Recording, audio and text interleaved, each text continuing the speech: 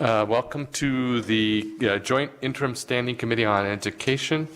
This is our 6th meeting, and let's begin by taking the roll. So if Ms. Harper, if you'd please call the roll. Assemblywoman Hanson. Assemblywoman Hanson. Here. Here. Senator Buck. Senator Buck. Here. Senator Dondero Loop. Here. Assemblywoman Bilbray Axelrod. Here. Assemblywoman Hardy. Here. Assemblywoman Miller.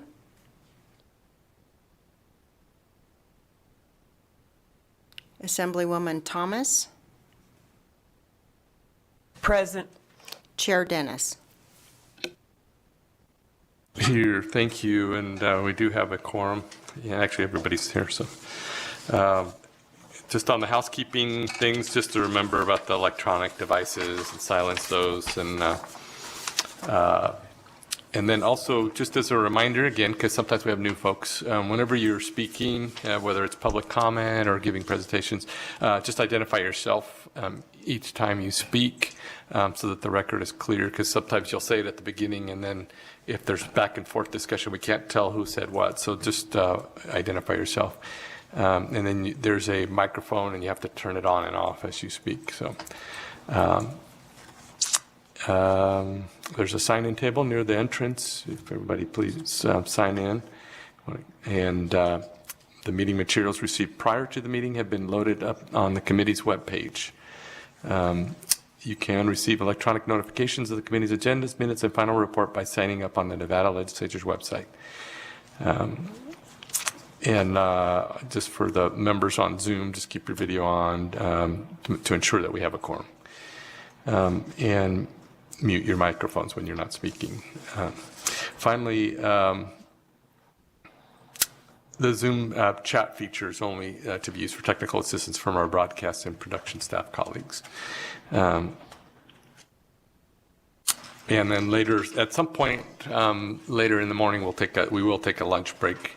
I'm just going to, we'll figure that out as we get closer to that time. And for this meeting, we do have the agenda. We are going to we're going to kind of be fluid today on the agenda. We've got some different time frames that people have to meet, and so we're going to move some stuff around a little bit as we go through that. But we're going to first begin with our public comment. There's several ways that you can provide public comment. One is here in person or in Carson City. The other is to call in via phone. Another is to email comments, and the other one is to mail comments in. And the information for those are on our website and on the agenda as well. So with that, we'll start with public comment. We'll start here in Carson City. Anyone wishing to give public comment, you just need to come forward. So we do have someone here.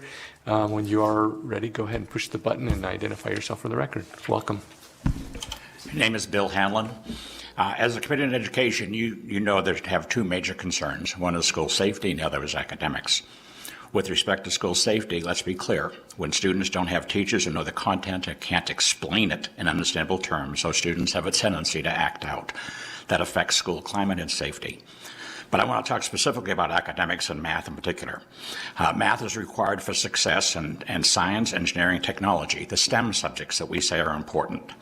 Nevada has experienced a documented shortage of math teachers since 1985. That's over 35 years. That fact alone sets students up for failure.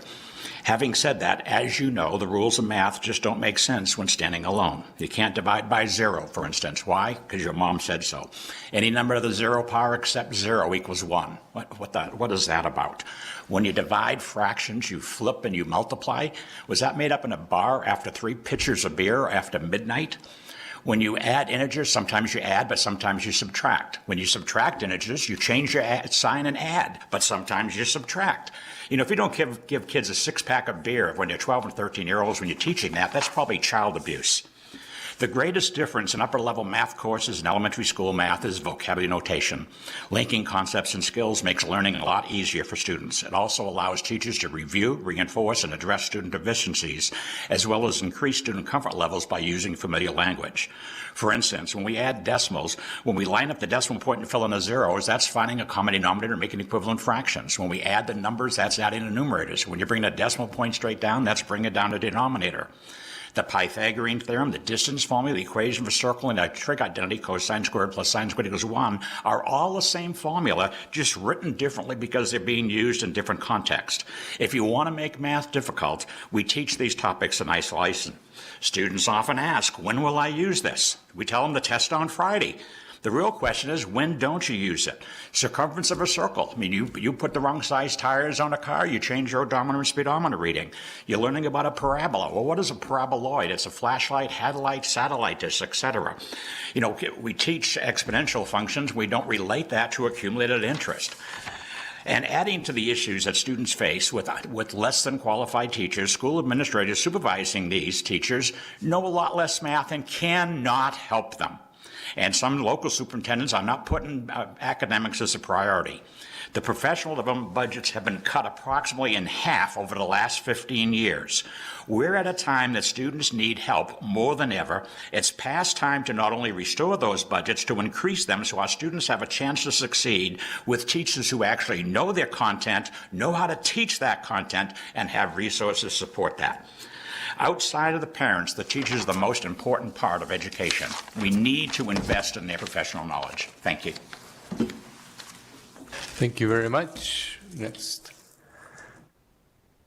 And I think I said this, but and you were right on as far as we're limiting public comment to 3 minutes so that we can make sure we get everybody. When you're Thank you, Go ahead. Mr. Chairman. Chris Daly, Nevada State Education Association, the voice of Nevada educators for over 120 years. Today's agenda is packed with critical items impacting Nevada schools: restorative justice and student discipline, mental health, professional development. Last month, NSEA testified on educator safety in the wake of the horrific event at El Dorado High School. However, none of these issues on today's agenda can be adequately addressed unless Nevada effectively deals with the staffing crisis impacting Nevada school operations across the state. Unfortunately, there is no sugarcoating it. The state of public education in Nevada is dire. For decades, Nevada has ranked near the bottom of states in education funding and quality. Now, with the additional challenges of the last 2 years, we have an unprecedented shortage of educators to teach our kids and make our schools run. CCSD alone lists over 2,000 vacant positions, with over 1,400 of those licensed. Nevada needs bold action to address this crisis.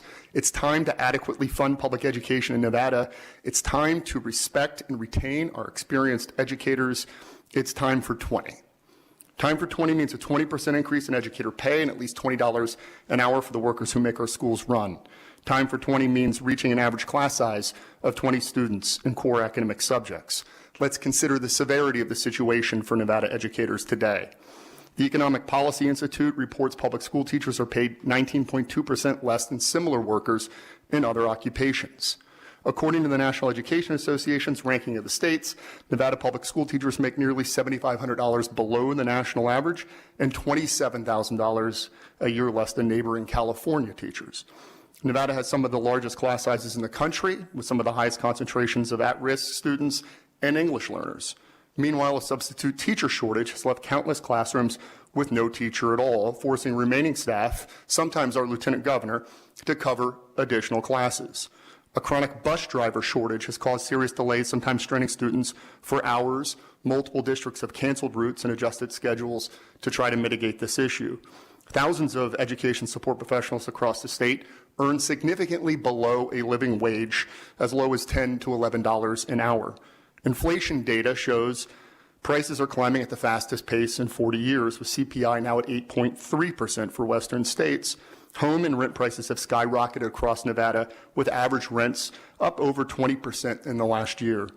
Time for 20 would address many of the causes of the educator shortage and go a long way to improve school climate and culture, giving Nevada a chance to address the other serious issues impacting our schools. Educators across the state and our students need bold action now.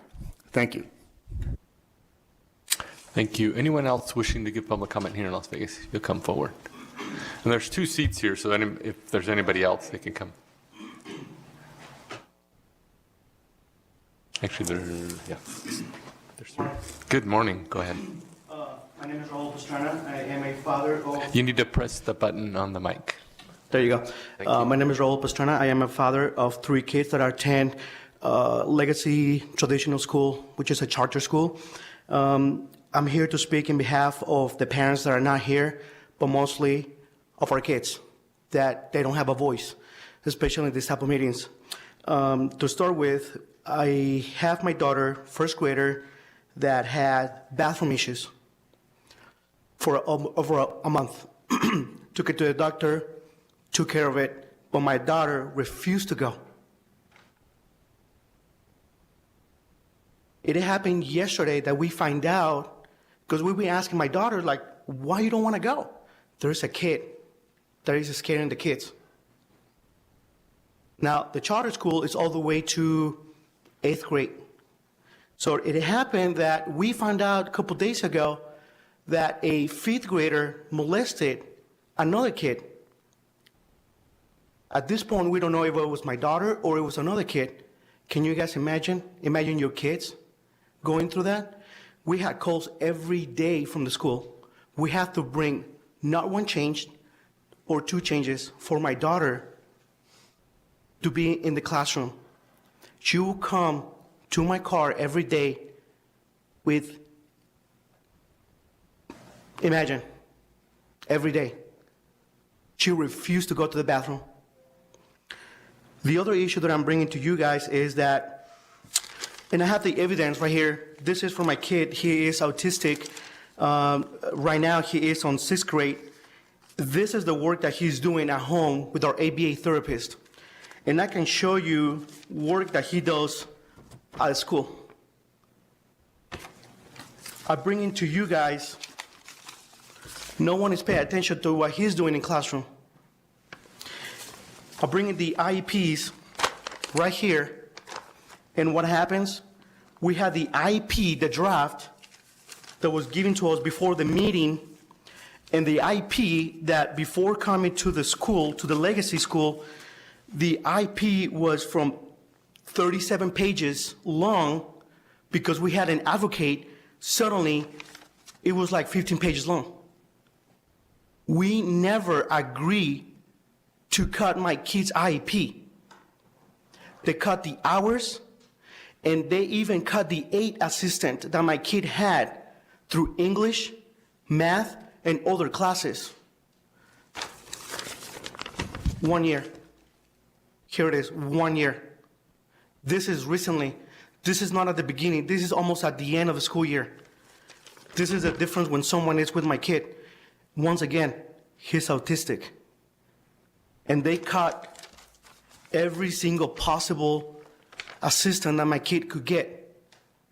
We asked for a assistant technology a year and a half ago, right after we moved in. I get it, COVID, perfect, not a problem. How can we do it? I even called several people to help them out. They refuse. Today, a year and a half later, we asked for the report. Where is the report? Where is the assistant technology evaluation? The explanation? We don't know. What do you mean you don't know? Misplaced. We don't find it. My kid was given a computer, and that computer was not even it was not even blocked. We found out for my kid, full access to everything. Thank you, guys. Thank you. Anyone else wishing to give public comment here in Las Vegas? Okay, let's go to Carson City. Anyone wishing to give public comment in Carson City? Good morning, Mr. Chair and members of the committee. For the record, my name is Marla McDade Williams, and I'm testifying on my own behalf today. I wanted to bring attention to an issue at a local high school where the graduating class is prohibited from adorning their graduation caps and being threatened with not getting their degrees or being able to walk across the stage with their graduating class if they don't comply with the guidance. I feel the way the school went about making this prohibition did not allow for public participation, as it appears to be a decision made by a select group of teachers without public notice. It may have been a violation of the open meeting law. However, the bigger issue is that I believe prohibitions like this don't serve to recognize the cultural, celebratory aspect of graduation for kids and their families. This is a time for them to showcase their uniqueness and celebrate this milestone in their lives. It shouldn't be a time for them to be resentful of the school at which they are graduating from. Everyone sacrificed in these last 2 years, and with this being the first in-person graduation, it's being marred by a policy that isn't inclusive and doesn't recognize the different culture of students. As recently as last night, I was forwarded a voicemail from someone at the school telling graduates they were prohibited from using leis as part of their adornment. Statements like that feel discriminatory. These policies target Native students with beaded caps and eagle feathers, Polynesian students who have immense pride in the leis they wear during this time, and other students who show pride in their culture during their graduation ceremony. As recently as last session, legislation was enacted that prohibited employers from requiring employees to have certain hairstyles. These laws are needed because there's a cultural disconnect. I would ask you all to consider immediately providing guidance to the 17 school districts that allows for Nevada graduates to show their uniqueness on their caps and in their adornments, including cultural items that have become a part of the celebration, which is a practice that has been going on throughout the United States for years and years. Graduations will start occurring over the next 2 or 3 weeks, and I feel it's important for the legislature to lead on this issue. In the long term, I'd ask for consideration of legislation on this issue as well. Thank you for your time. Thank you very much. Anyone else in Carson City wishing to give public comment? I can't tell if anybody's walking up. Senator, Chair, it appears there is no more. Great, thank you very much. Okay, let's go then online. BPS, do we have anyone that has called in wishing to give public comment? Thank you, Chair Dennis. To provide public comment at this time, please press star 9 to take your place in the queue. Once again, if you'd like to provide public comment, please press star 9 to take your place in the queue.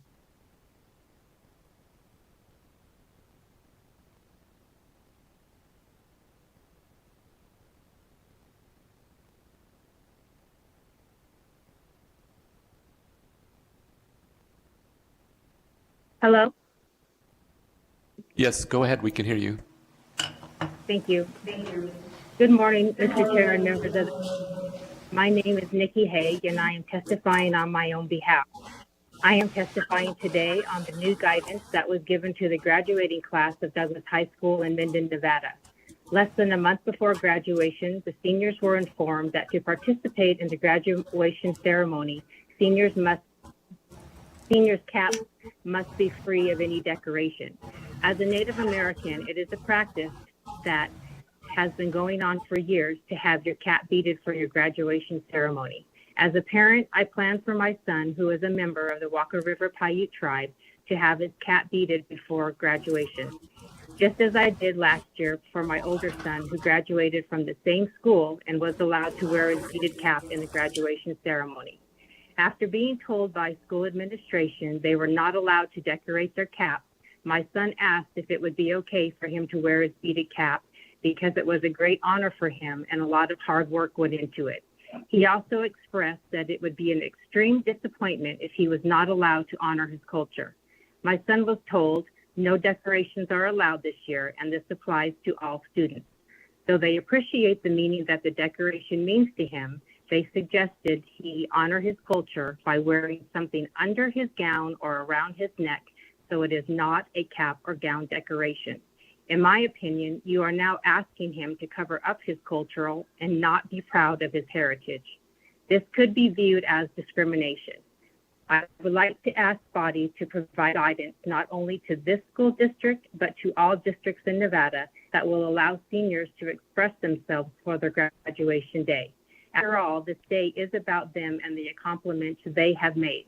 Whether they show their expression by decorating their caps for the university they are attending, their culture, or their own unique style, they should be allowed to celebrate their day. Thank you for your time. Thank you very much. Anyone else wishing to give public comment? Do we have anyone else in the queue, BPS?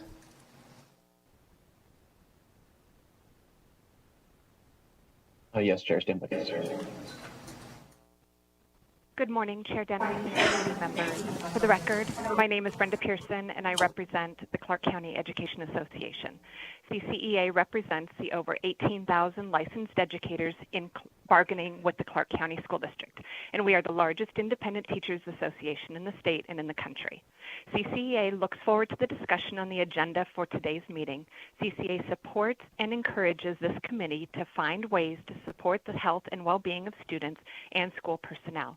However, as we conduct ourselves in this meeting, we cannot forget the safety of our educators. We appreciate the upcoming presentations on restorative justice and student discipline issues. It is not a secret that violence against educators and violence in schools has escalated, and our biggest concerns over improper implementation and training of restorative practices bills has occurred. CCEA has cautiously supported the passage of restorative practice bills. We know that a change from a progressive discipline plan to restorative practices requires foundational knowledge and a robust system of supports, including training and coaching, to ensure proper implementation. Our teachers currently feel that the implementation or lack thereof of restorative practices is so varied across schools that it fails to get to the root cause of the issues to provide healing and coping mechanisms for children. Instead, many of our processes focus on the aftermath of negative conduct. Additionally, the lack of accountability that has accompanied previous bills has prevented our educators from buying into the idea of restorative practices. We do not have time to risk the lives of our educators to determine if our trial and error implementation of restorative practices is working. We must work together to provide safety to our educators and through legislative and regulatory changes that fund all schools with the resources to improve both the implementation of restorative practices and mental health supports for our staff and students. CCEA appreciates the work and dedication of this committee, and we stand ready to assist in whatever we can do to bring our state forward. Thank you. Thank you. Do we have anyone else on calling in? Thank you, Chair. If you have recently joined the call and would like to provide public comment at this time, please press star 9 on your phone to take your place in the queue.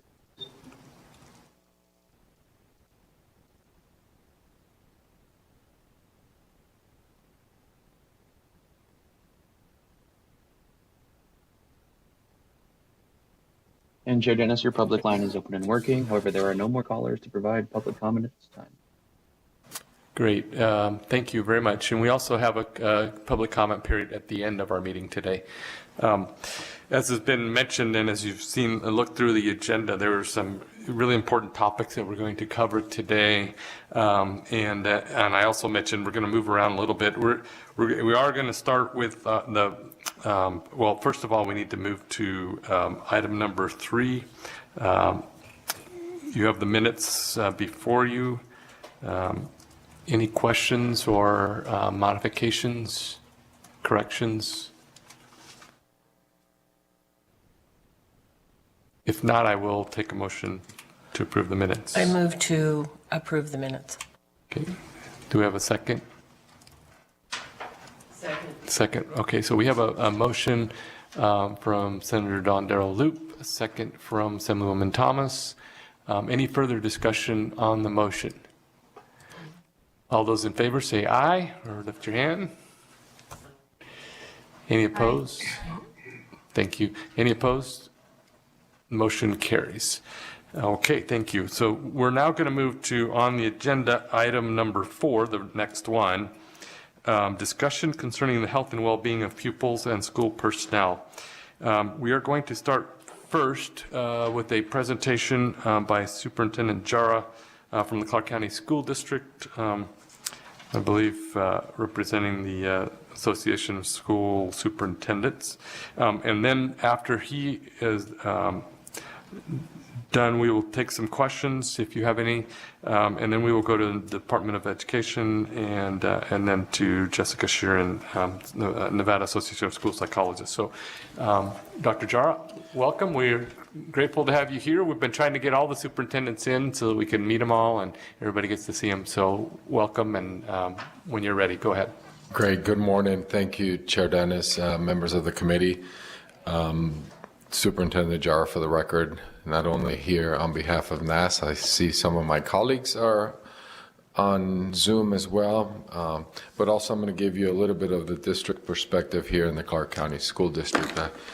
If we can go back to October of 2020, in the Clark County School District in the state of Nevada, we were facing in the midst of trying to figure out what COVID, and I still recall the conversations with our local health officials here, Dr. Ligon and the county, and the numbers and the cases that we were talking about. It was how do we decrease the number of COVID cases? And then it started the conversation around the impact of the learning loss.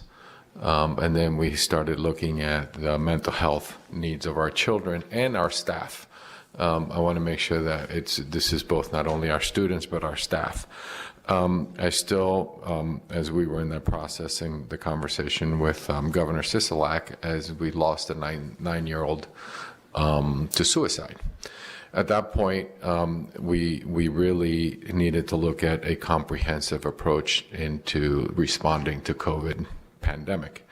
The School Board of Trustees then immediately contracted with Panorama, which was a universal screener that we have here in the Clark County, and I'm going to give you some numbers. 224, and these are numbers from then till last February of 2022. So in that time and the investment that we made due to the first, I think it was the second ARP funds that we received from the federal government, 224,106 surveys completed by students, 45,673 of our children raised their hand asking for assistance. 79,000 referrals, 71,000 virtual wellness checks that our staff did throughout and have done throughout the pandemic. We have done 185,460 in-person wellness checks. That means that our staff has gone into their homes, not only using the Panorama, but also on our Go Guardian, which is our Chromebook. And we've done 1,846 suicide protocols in the Clark County School District tool, again, from when we instituted the Panorama to February of 2022. We also, this is just one way for us to just get into universal screening. We also then instituted in the Clark County School District, every school in the Clark County School District, 366, initiated what we call the multidisciplinary leadership team, which includes principals, assistant principals, school counselors, psychologists, social workers, safe school professionals, and our nurses. Again, to identify the student and family needs in our schools. One of the things that our staff, our teams looked at into making some referrals and support, it was the availability of our services, length and wait list, language and cultural needs, obviously make sure that we were able to communicate, the insurance needs and capacity, transportation, social determinations of health needs, and really the social stigma about receiving community services. So that's part of the entire look into the school. Again, assessing the needs and the support systems along with our schools. And then our MLT teams then followed up with our students and our staff and community partners. We also, and we've been partners with Care Solace. And Care Solace is what we call a concierge support for our families, but it's also not only for our kids, but it's for our families and for the entire community. They have opened it up, which is a free 24/7, 365 days a week multilingual care coordinating service. It really it helps families eliminate the red tape with insurance companies, health substance and use treatments. So they coordinate for our students, our families, and those who use it across the entire community. We have also, I know that the legislature has invested in the harbor. The county has as well. And we use the harbor as a juvenile assessment center that houses community partners. Our staff, we staff along with the county for on-site providers that are community programs and support, including counseling, mentoring, tutoring, cognitive behavioral support systems, case management for up to 60 days post-intake. And again, the follow-up from the harbor staff on a weekly basis with our community and our students. One of the other things that we have also instituted across the district is the teletherapy, not only Hazel Health, but also we've also partnered with PM Pediatrics. So there's two different services that are providing for our students to address mental health needs, well-being through remote access to therapists during the weekdays at no cost to the family. This is another investment that we've made using the ESSER dollars that we receive from the federal government. Again, our students receive immediate services based on the consent and availability from their parents. Our staff support includes the Panorama as well. They can participate. It is available as well. But I'm going to tell you, this is something that we continue to hear from our principals. And we hear, obviously, and you've heard from our public commenters today, the lack of, I would say, workforce that we're facing, not only here in the Clark County School District, but my colleagues across the state of Nevada and rural Nevada is also in a crisis mode that we need to provide support. So again, very comprehensive approach to provide a mental health support for not only our students, what we need to do is expand for our staff as well. So I'll turn it over. I guess my colleagues are here, but back to the chair. Yeah, why don't we, in case there'll be similar questions, if there's any that are specific to Clark, we could do those now. One thing I didn't read in my notes, we do have Dr. Paul LaMarca here from Washoe County. So I think I'm going to have him do his presentation, and then we can. I don't see any others from the association. So between the two of you, maybe we can do those questions. So Dr. LaMarca, are you up in Carson? Yes, sir. I'm trying to get a presentation so up on the screen. Give me 1 second. Sure.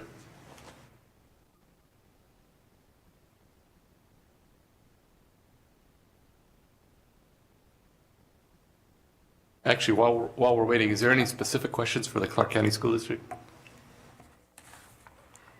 Okay, Assemblywoman Miller. We'll let him get his thing set up in Carson so we can take a few questions right now. Okay. Thank you, Chair, and good morning, Dr. Jara.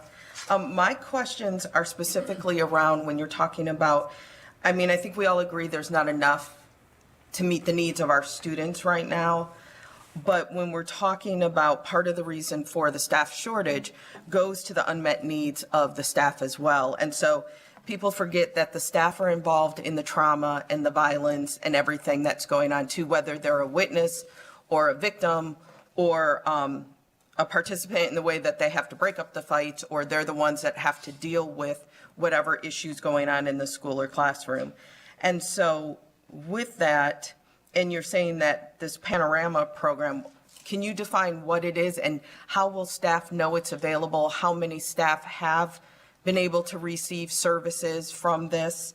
And if it actually is, and if this is the only opportunity for staff wellness as well, because there seems to be a big concern about the actual care and wellness for staff. Yeah, no, Madam Chairman Dennis, Assemblywoman Miller, great question. Superintendent Jar, for the record. The Panorama is a universal screener. It is available for staff when we pushed it out back in when we contracted with, I have to get you the exact date, but once we did that, actually I took it as well. But it is a survey that you completed. So I'd have to go back and get the bring back to this body how it was rolled out individually to schools when we send it out to our community. So that is basically, it's a survey, and then it kind of puts you in a red, yellow, and green. So then we deploy support for not only for our students, but for staff. That is, it's a survey that kind of, you can raise your hand and need support.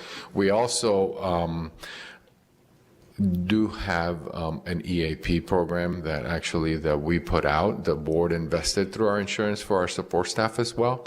It's a employee assistance program for support. I know that working with the State Department, as a matter of fact, when we were dealing with the crisis that we all dealt with at El Dorado, I contacted the state superintendent to provide some assistance and support for our crisis team. We have been in a crisis there, and it's how do we then provide some other dollars to support our crisis team. Now, to all schools, that is something that is lacking, and it's when we're looking at the investment of our federal dollars is how do we amend it to support our staff. But all of these programs, I guess what I'm hearing from the question is that we need to do a better job in communicating that they're available for staff as well, because Care Solace is another one that's available for all. Follow-up, Chair? Yeah, go ahead. So thank you for that. So with that, understanding that Panorama is actually more of a survey, and yes, you did hear that correctly, that we do need to do more for the staff. But with that, is there anything in actual response? So I know that there was a time when if something happened in the school or the classroom, that crisis response team often would be there that afternoon, if not the next day, to help, especially the students, process through what they experienced. Because we often forget that whatever it may seem that if it happens to just a few students or a group of students, it's all the students that are there exposed to it and witnessing it. And yet there's been a lack of crisis response teams. And so I'm wondering, is that still a practice that the district is employing? Yeah. And with that, is there also, in addition to just a survey, so Panorama, so that's a survey to say if someone may Universal screener, yes. Universal screener. So, but what about when there's actually an instance of crisis or trauma? Yeah. What then there is in place for those staff, as well as the kids, to come in and meet those immediate needs? Is there a crisis response? Is there counseling? Is there something available to staff? And also, quite like the military, oftentimes employees are concerned about any kind of counseling or mental health services they may receive from their employer because of the concern of whether or not that's actually shared with their employer. So can you speak on that as well? So I guess briefly, my first question again is crisis response teams. 2, what is immediate actual care and response for staff? And then as well as how can employees feel secure in knowing that there won't be crossover between the healthcare providers and their employer? Chair Dennis, Assemblywoman Miller, we do have You need to identify yourself. Superintendent Jar for the record. Thank you. It's been a while. What I would tell you is that the crisis response team also is available for staff.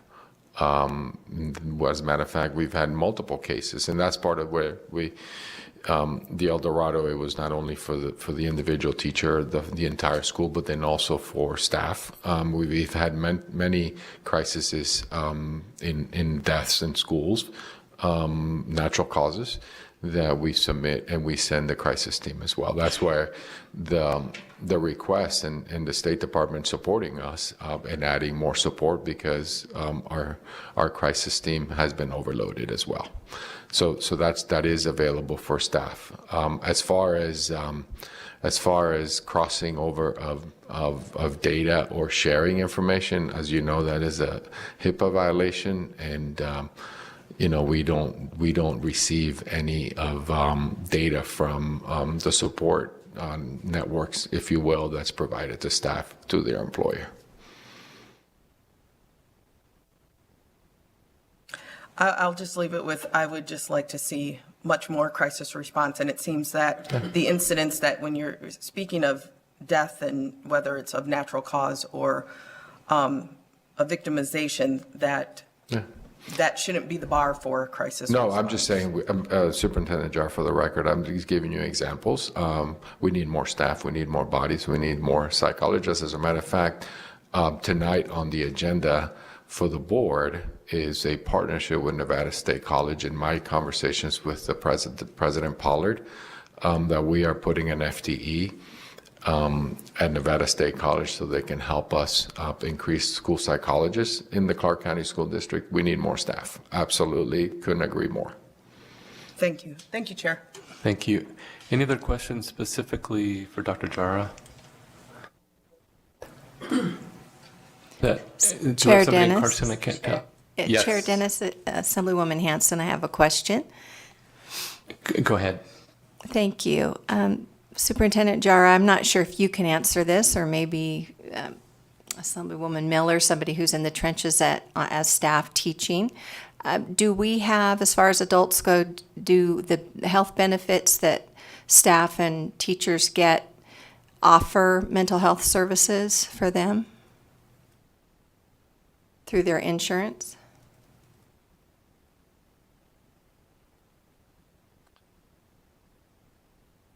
And I also have a representative from Washoe County at the table up here. Maybe even Washoe County had an answer, anybody who might be able to.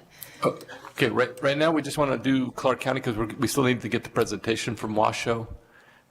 So do you want Clark to specifically answer that question? Yes. Since that's who's at the table and considering the issues at hand before all of us, that would be fine. Okay.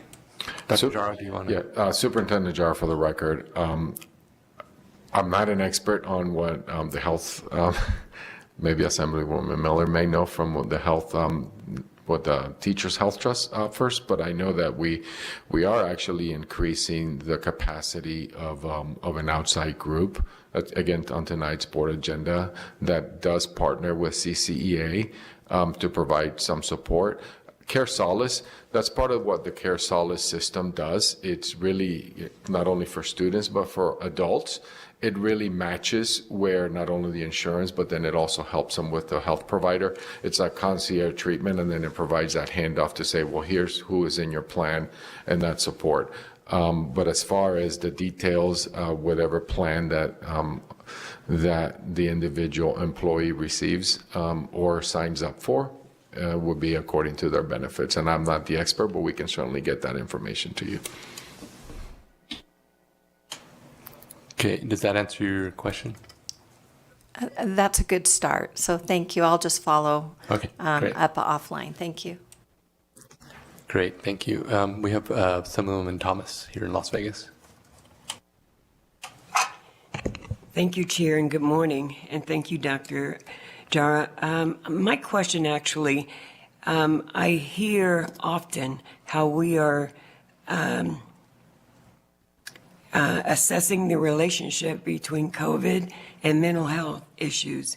And what I wanted to know is if CCSD has scientific data in regards to the linkage of COVID and mental health issues of our students and or our teachers.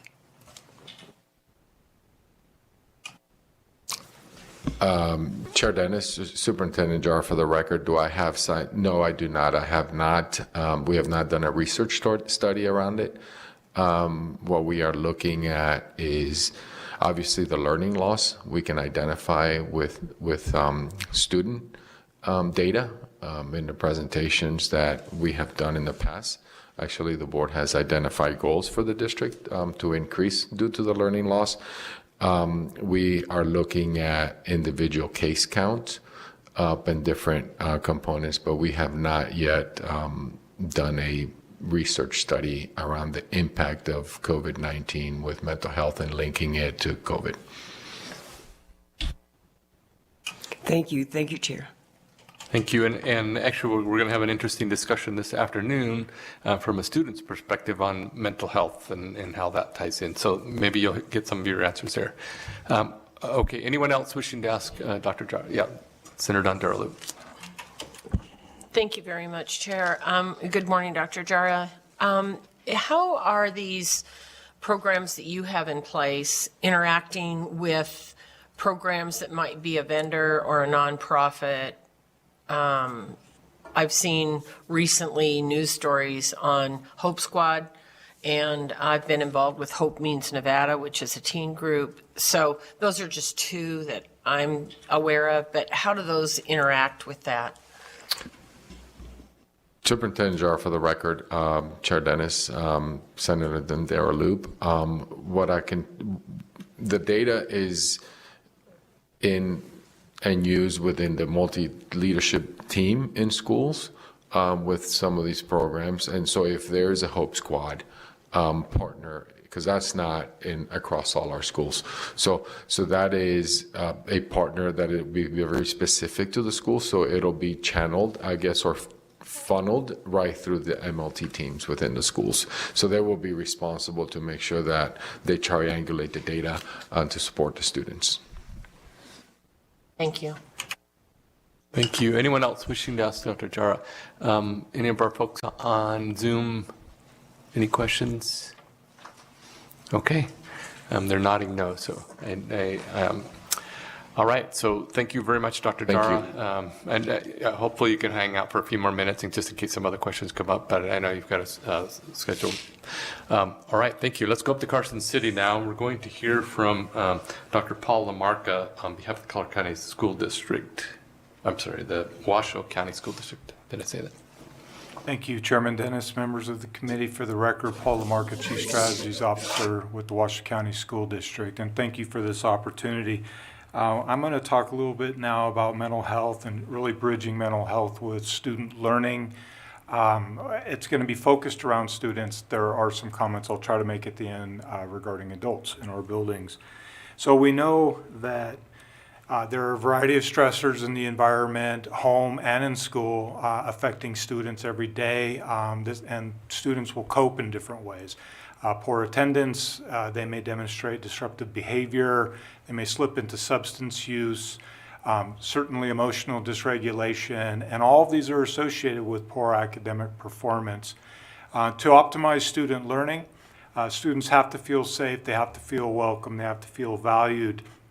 And really, when we approach building a community in which they sense those things, we're supporting all of these areas: attendance, behavior, mental health, and academics. We use a multi-tiered system of supports framework to really couch our services, and that's sort of depicted here. Essentially, what you see is in Tier 1, and this is conceptual, this includes all the strategies and practices that are provided to all students. Tier 2 are for interventions for students who are not responding to these core practices. And then if students continue to struggle, then we move into Tier 3, which is more specialized regarding a student's needs. So I'm going to briefly walk through some of the strategies that we use. And again, you're going to see within this listing things that may seem more related to behavior or attendance, but they support mental health as well. But I will point out some of the ones that are more specific to mental health.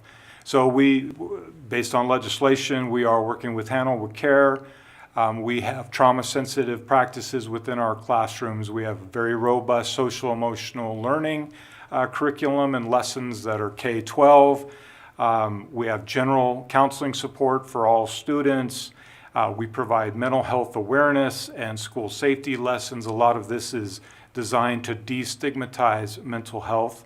And we provide suicide prevention curriculum and SOS screening, that's signs of suicide screening at certain grade levels. Again, this is provided to all students.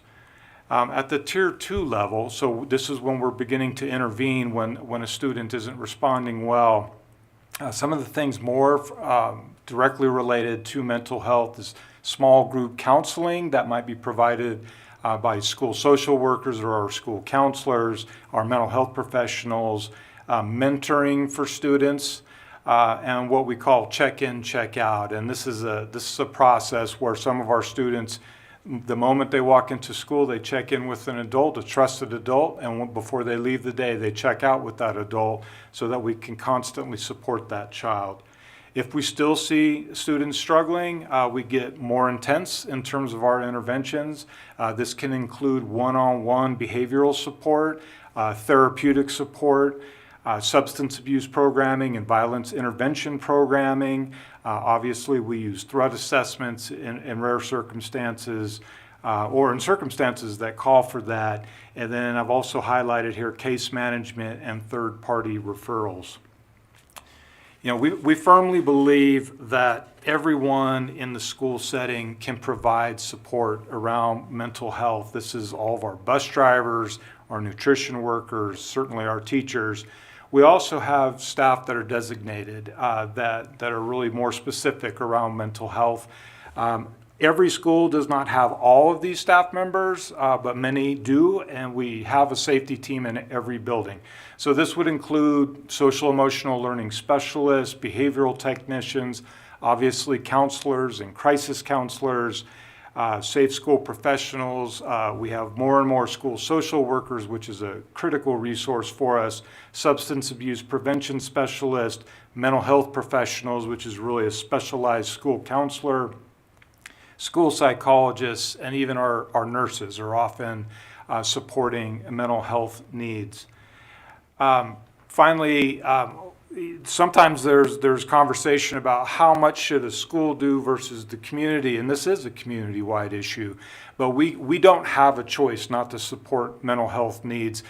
The students are in our classrooms, and in order for them to learn, they have to be in a good place to do that. Saying that, we have strong partnerships with our Human Services Agency, Juvenile Services, Office of Suicide Prevention, Family Courts. We have great partnerships with several nonprofit agencies. I'll point out Children's Cabinet, Renown Hospital, Awaken. We work with community and schools. I know they do that in Clark County as well. We have family resource centers that are designed to support basic needs such as food insecurity, housing insecurity. We have many partnerships with the University of Nevada, Reno. And we have more and more school-based co-located therapeutic services, and this is an area that we hope to expand. I will say just very briefly with respect to adults, many of the strategies that I listed as Tier 1 that are really around building community, these are supports for adults as well as students. When you're building a community, it is a working community as well as a learning community. So we do provide a lot of support around social emotional learning for our adults. At Tier 2, what we might consider Tier 2, for the last couple of years, especially because of the pandemic, we have provided through partnerships with private therapists. Weekly, we provide peer support groups for teachers. It has mostly been virtual, so that creates some barriers to that kind of support, but we're going to continue that into the future. There's a definite need. And then at Tier 3, as mentioned, when there's a crisis, our crisis response teams, they respond to students, obviously, but they're also there for the entire staff. Our crisis response team includes some specialized crisis counselors, our emergency services folks. We have partnerships where we'll bring in, pets, and we'll do different things. And then we'll do some case management when people require additional services. And of course, employees have they can take advantage of our employee assistance program as well when they have very specialized needs, and that is not something that's shared with an employer. Those are my formal comments. I'd be happy to answer any questions. Great, thank you very much. Do we have any questions for Dr. Lamarca? Here in Las Vegas? What about in Carson City? I can't see it's Carson City, so I'm not sure if anybody does. If you do, just speak into the mic. Chair Dennis, I don't have any questions. Thank you. Great, thank you. Any of our folks online have any questions on Zoom? Okay, thank you, Dr. Lamarca. Thank you, Dr. Jara. And so we will now go to our representative from the Nevada Department of Education, Christy McGill, who's the Director of Office for Safe and Respectful Learning Environment. So whenever you're ready, go ahead.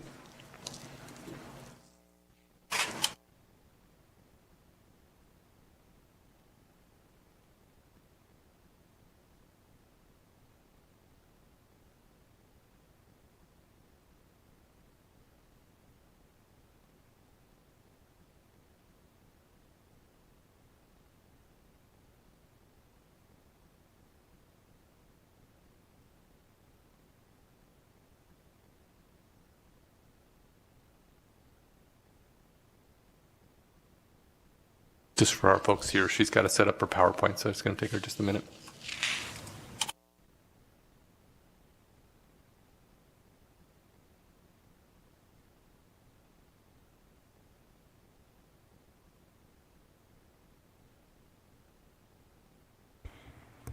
All right, thank you. Good morning. For the record, Christy McGill from the Office of Safe and Respectful Learning Environments. And real briefly, I will not review anything that our partners already talked about. Superintendent Jara and Dr. Lamarca did wonderful jobs kind of explaining the mental health and also the MTSS framework. What I'm going to briefly go through is the importance of school-based health. I really want to pause and highlight the great work that has happened in our schools with our school nurses. And then the importance of the team to support teachers, and we call that the specialized instructional support personnel ratios. And then the efforts the state is doing to increase the capacity of school-based health services. Our role at the state is to really look at, we affectionately say that our districts are the A team, and the Office of Safe and Respectful Learning is the B team. We get to be there for the adults and help look at capacity building, bringing resources and connecting them to trainings and evidence-based practices when needed. So here we can see that across the nation, that moving school health services into our schools actually brings better outcomes, both academically and around health and wellness, because you're really focusing on the health and wellness of our students in a least restrictive environment. When it comes to school-based services, youth are 6 times more likely to engage in the service if they are done at school. So this has meant a huge growth in especially behavioral health as a result of COVID that is being done at our schools. In fact, most children throughout the United States get their behavioral and mental health in our school systems. Also, we're looking at increased collaborations with our Department of Health and Human Services to create shared policies, protocols, and guidelines for school-based behavioral health systems.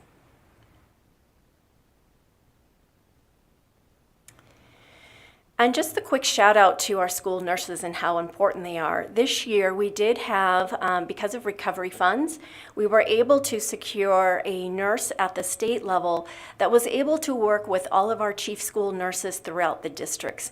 And we found this increased communication really important to be efficient when addressing the pandemic, and then also making sure that communication was going both ways. So if something was not working at the district level when it came down to COVID, that we would know sooner than later. Also, school nursing really became, and it has been, an equity strategy, meaning that kids that have health needs get to go to school because our school nurses are there and able to help them manage their diabetes or whatever health concern that they are currently negotiating. So school nurses, again, really, we're just really honored to work by their side, and the amount of work they put in through this COVID and the pandemic was incredible. They looked at testing for COVID-19. They worked on the CLIA grants, the Clinical Laboratory Improvement Amendments, implemented testing strategy, reported positive cases. They did contact tracing. They really worked really hard throughout the state to make sure that their schools stayed open. And again, I think in some ways they're some of our unsung heroes. And if you have the ability to take the moment to thank a school nurse, it'd be greatly appreciated. I'm going to move now on to the support personnel in schools, especially around behavioral and mental health, that are needed.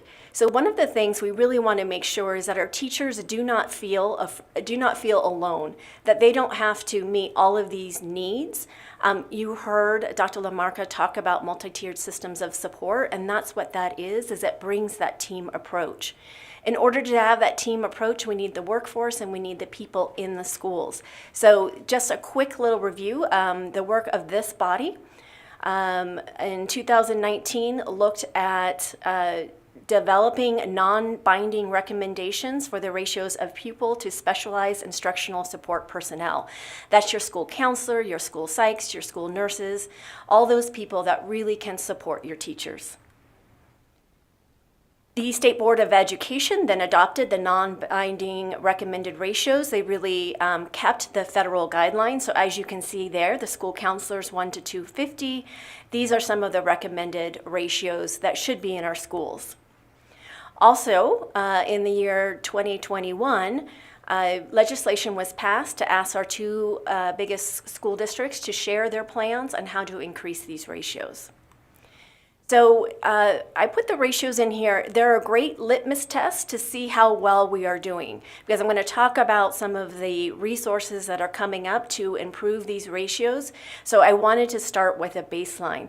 So as you can see, school counselors in our two largest school districts, you can see the percentages of ratios met. You can also see, despite the pandemic, that our districts have actually improved some of their ratios in some of these areas. You can see in school psychologists, we are not as far as in school counselors. And then also school social workers, we have a ways to go.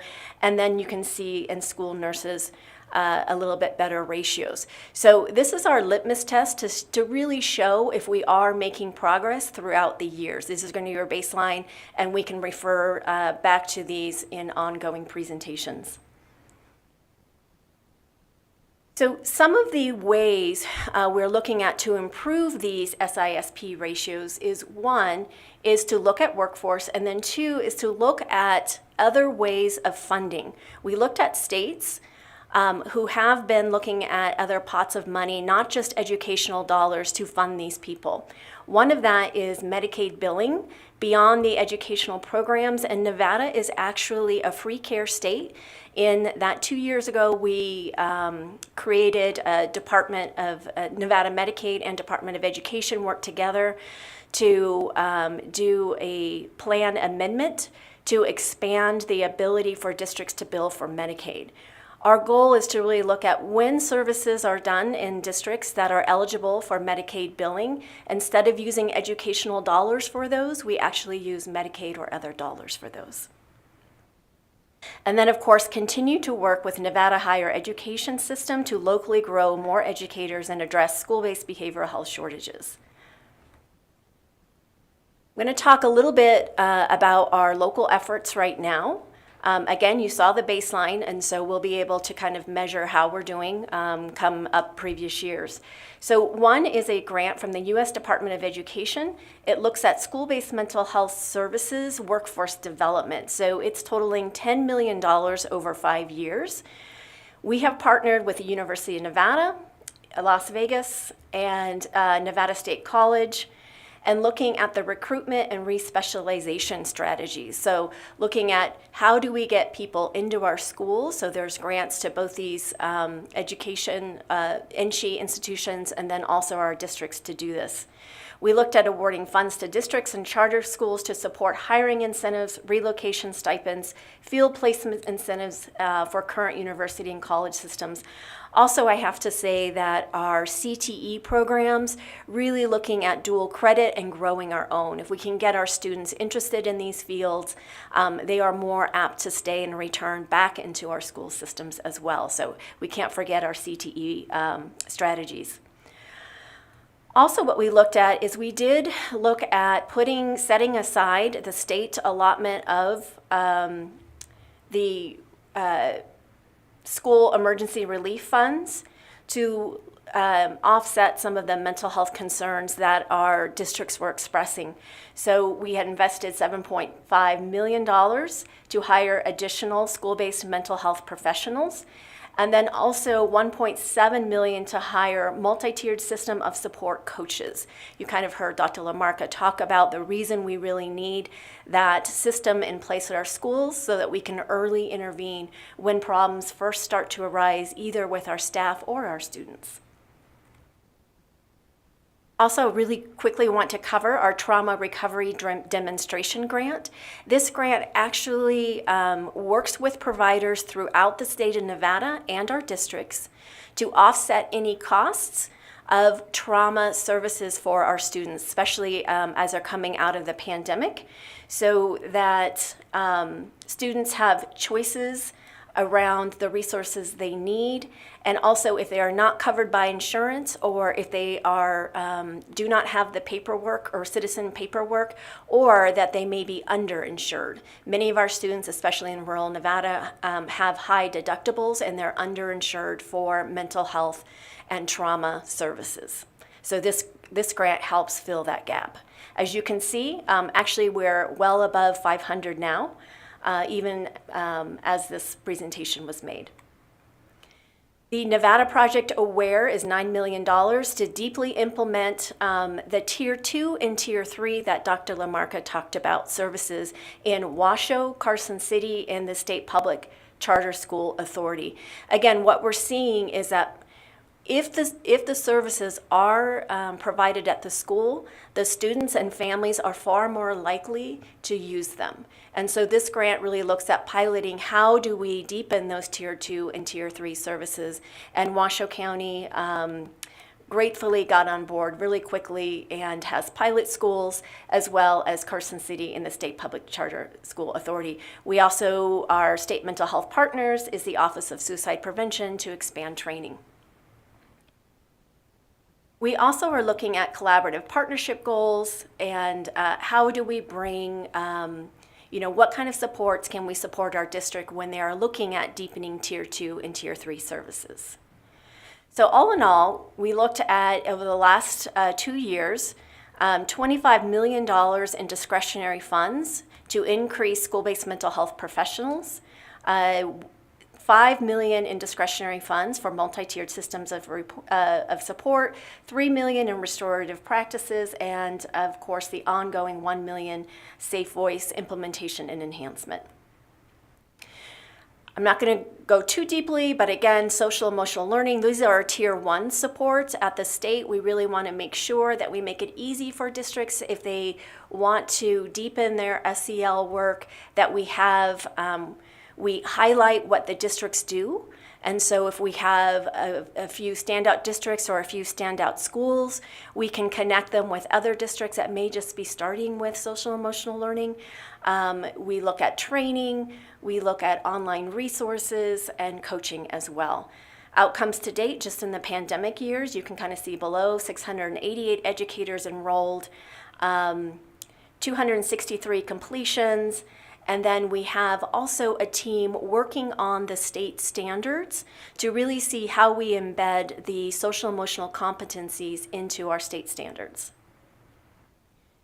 I'm going to just round out the presentation with some next steps. Is one, to continue to deepen the relationships and communication between the Department of Education, Department of Health and Human Services, and our districts. So one of those, I think you heard some concerns, especially around the crisis teams. In June, we're going to bring together Clark County School District and the Division of Child and Family Services to discuss a project that's going to come before the IFC in August to look at expanding the community side of the mobile crisis teams to go into Clark County School District to really help them open up their schools. Again, that's hasn't been approved yet, but that's coming in August, and we are looking at the request is $2.4 million additional dollars to do that immediately to help support CCSD in their efforts of bringing in those crisis teams into the schools. Also looking at to build a Medicaid for free care again.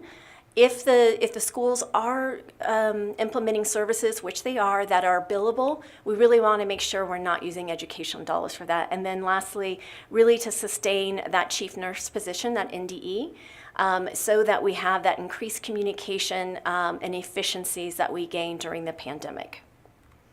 I want to leave you with just some potential return on investment if the districts decided to build Medicaid for school-based mental health services. This isn't including nursing or anything else. This is just for mental health services. As you can see, over a 4-year period, $147 million could be recouped based upon some initial allocations on Nevada Medicaid. If you look at Clark County School District, $49 million. This is really important when we want to step the districts, help them support the what they've done with the recovery dollars, and to make sure we sustain the mental health services that they've put in place using those recovery dollars. So we need to work very quickly, an amount of 2 years, to get this up and going so this money can help support when the recovery dollars leave. And that's my presentation. Any questions? Thank you. Thank you very much. And are there any questions from the members? Assemblywoman Miller, please.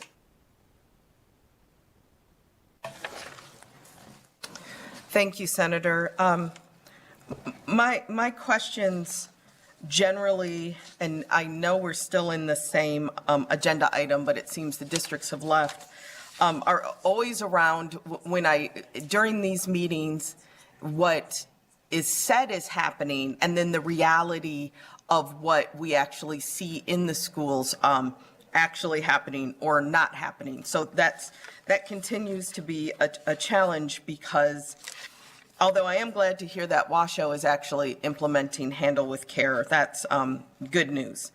But you mentioned around when it came to the actual sizes for our supports for our students, be it social workers, counselors, nurses, and so on, that one of the, and with class size ratios, that one of the requirements from past legislation is that the school districts, the 2 largest, were supposed to submit plans on how they would try to get within those recommendations. And so my first question is, did NDE receive those? And if you did, where are those available for us to review? And also, there was also even previous legislation where the Nevada Board of Education had the ability, instead of, as the term that was used at the time, rubber stamping class size waivers for those in grades K through 3. I was just wondering, where has the implementation around that ability been exercised as well?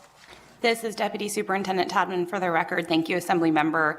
Just to clarify, on Senate Bill 151, in consultation with LCB staff, it was identified that districts had to submit their baseline data by February 1, 2022, but their first initial implementation plans will not be due until October 1 of this year. And I'll defer to Director McGill for your other part of your question. Thank you. Do we have any other questions? Okay. Oh, okay. You're going to respond on the second one? I think we're just waiting for, Christy McGill, Director of the Office of Safe and Respectful Learning. Could you reframe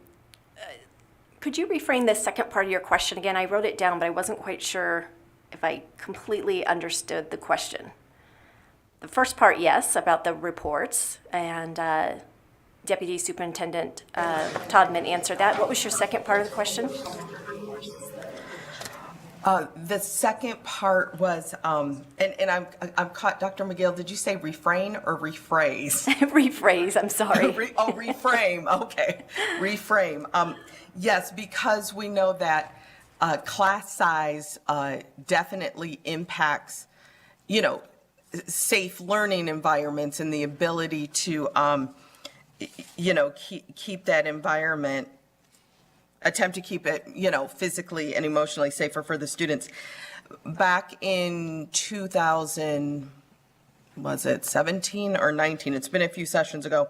There was the ability under our class size rules in Nevada for K through 3, where classes had to, if they exceeded those class sizes, they had to get waivers that were approved by the Board of Ed. And through that legislation, that instead of just, as the term that was used, rubber stamping them, that schools would have to put in a plan and a strategy around getting within those recommendations. And I was just wondering if that's ever been implemented.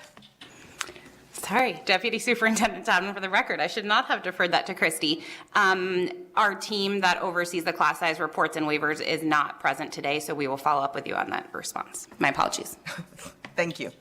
Thank you, Dr. McGill. Thank you. Thank you. Any other questions? The department. I'm not seeing anybody on Carson. It would be Chair, I'm sorry, it's Assemblywoman Hanson. I do have a question. Okay, go ahead. So thank you, Ms. McNeil, for being here. And on slide 18, Division of Child and Family Services to strengthen their Clark County mobile crisis teams to work alongside Clark County School District crisis teams. Can you help me understand what it looks like before this help, how it functioned, and then with this additional strengthening, what's that look like? Christy McGill for the record. Yes, currently the mobile crisis teams, there's two of them. There's the school-based crisis team in Clark County School District that addresses the crisis. As you know, they have been stretched incredibly, and I'll let them, tell their own story about that. As well as the community side, the mobile crisis team has also been stretched. And so there have been times when they've run out of mobile crisis teams. And so this increase will do two things. One, it will better co-locate the two teams. And so really looking at ways, can the community mobile crisis teams, what does that look like to co-locate? What does it look like to really integrate and work well together? They have been working together as a team, but we're looking at ways to deepen that. And then also to actually increase the amount of community-based mobile crisis individuals coming into Clark County School District. And again, this is all draft. It hasn't been approved yet. It's coming before the committee in August, but those are the current kind of draft plans. Thank you. And I'm sorry, I said your name wrong. I know who you are. Ms. McGill, thank you so much. And do we have a financial number? Did you mention one on that for IFC? Christy McGill for the record, and it is tentatively for $2.4 million. Thank you, Chair. Thank you. Anyone else wishing to ask questions? The department. Okay. Thank you very much. And we still have also, folks, as we go through these questions on this particular topic, we also have representatives. We still have representatives from Washoe here, as well as the Charter School Authority. So if we have any questions on those, we can ask them also. With that, we're going to go to the next part of the discussion, which is we have Ms. Jessica Sheeran, and President of the Nevada Association of School Psychologists. Whenever you're ready, do you have to queue anything up? Yeah, can I do it on this computer? Yes, you can. So she's going to queue up her presentation. Do we have any other follow-up questions on the previous presenters?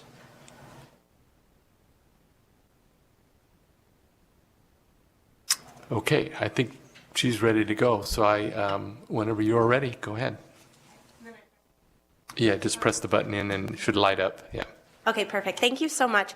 Good morning. My name is Jessica Sheeran. I am the president of the Nevada Association of School Psychologists, and I am really excited today to talk to you about the school mental health overview of Nevada. School mental health is a very nuanced and complex issue, and there are many things that contribute to mental health and the mental health crisis that we find ourselves in today.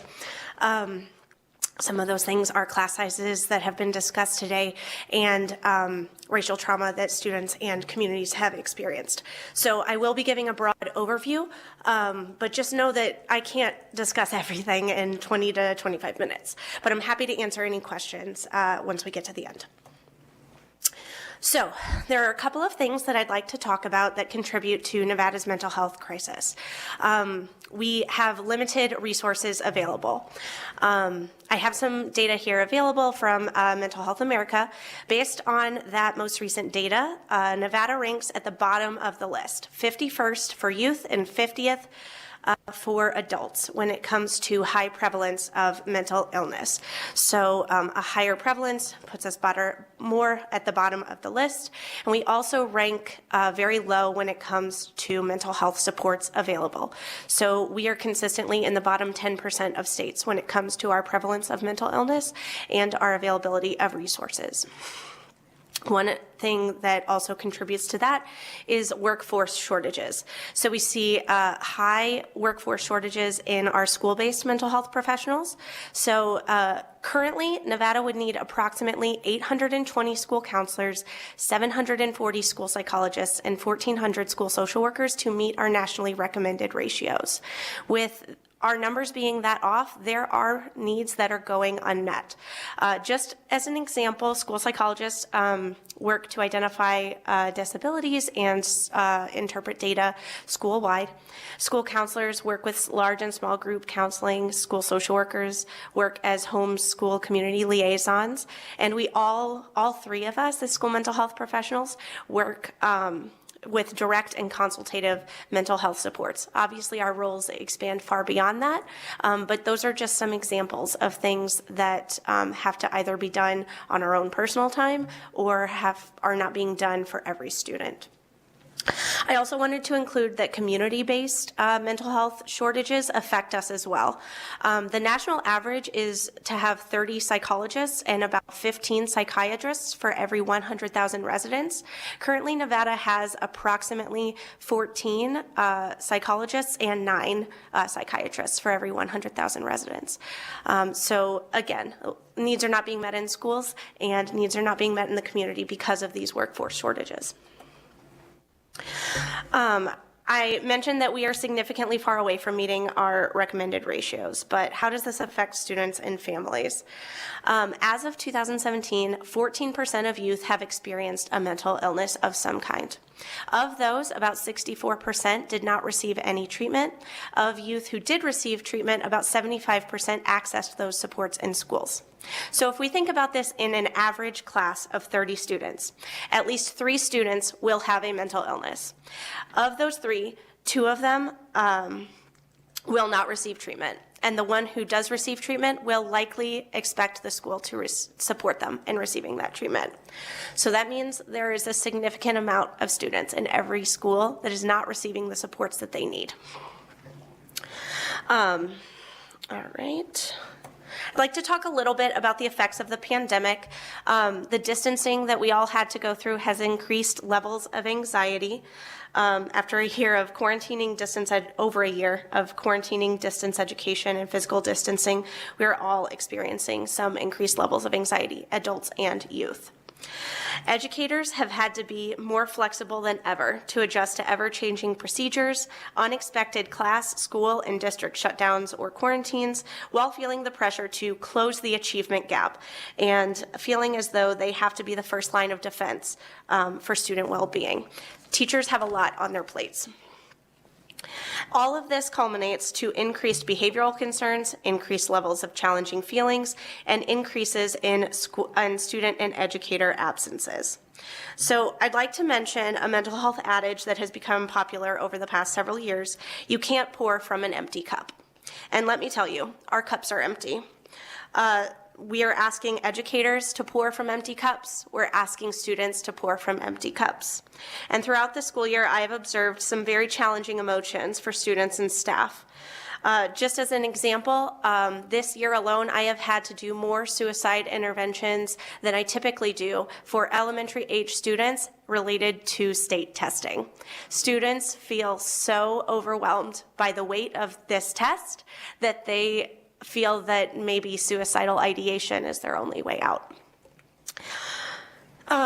Because our staff is spread so thin, it makes it difficult to pour from our cups, to build lasting and meaningful relationships with our students, which is the first and most important piece when it comes to student well-being and mental health. It makes it difficult to practice empathy and patience with students struggling behaviorally. We forget that behavior is a form of communication, and we are all communicating to each other that we're struggling. We've all lived a collective trauma and have not had time or resources to process this.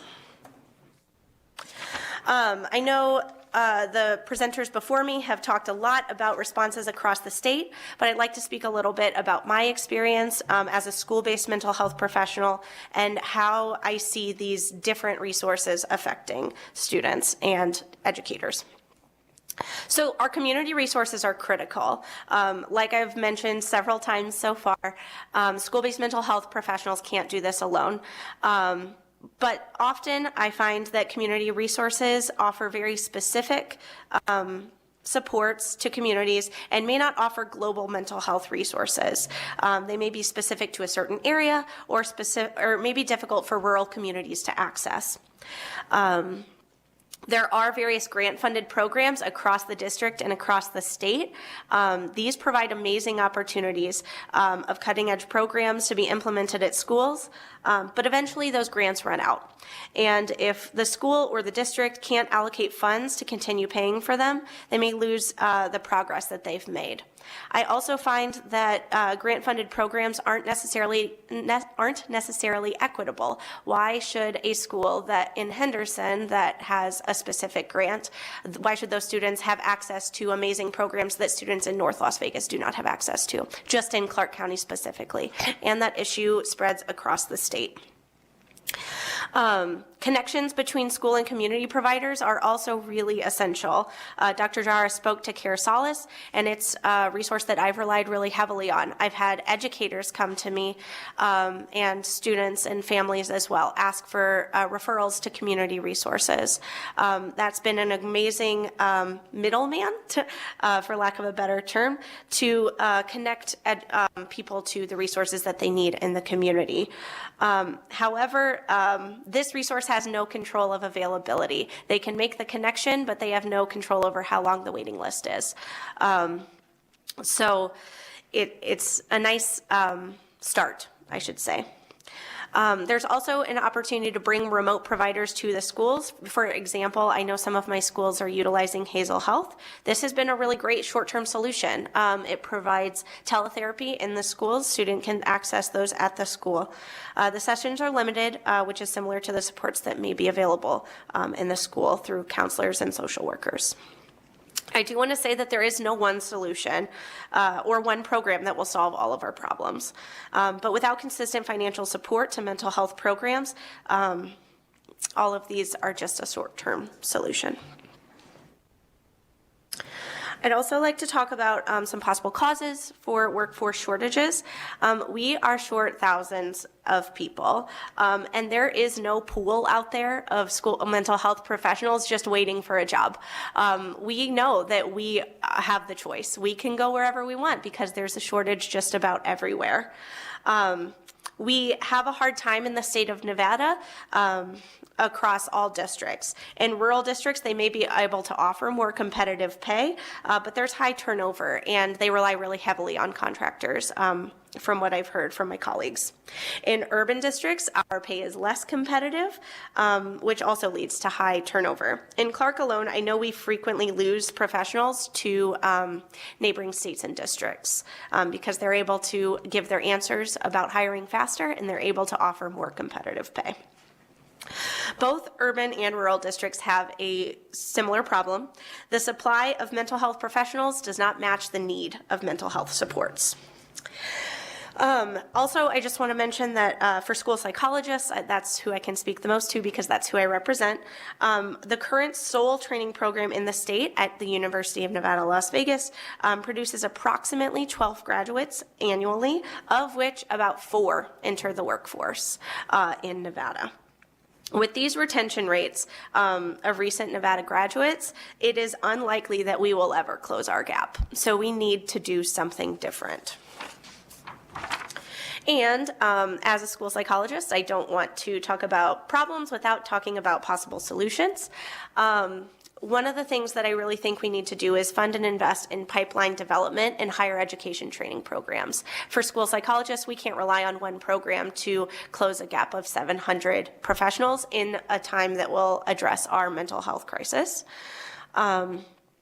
And I also just want to address that with so much of our state being rural and our universities being solely in our more urban areas, we need to expand access for rural communities to access higher education.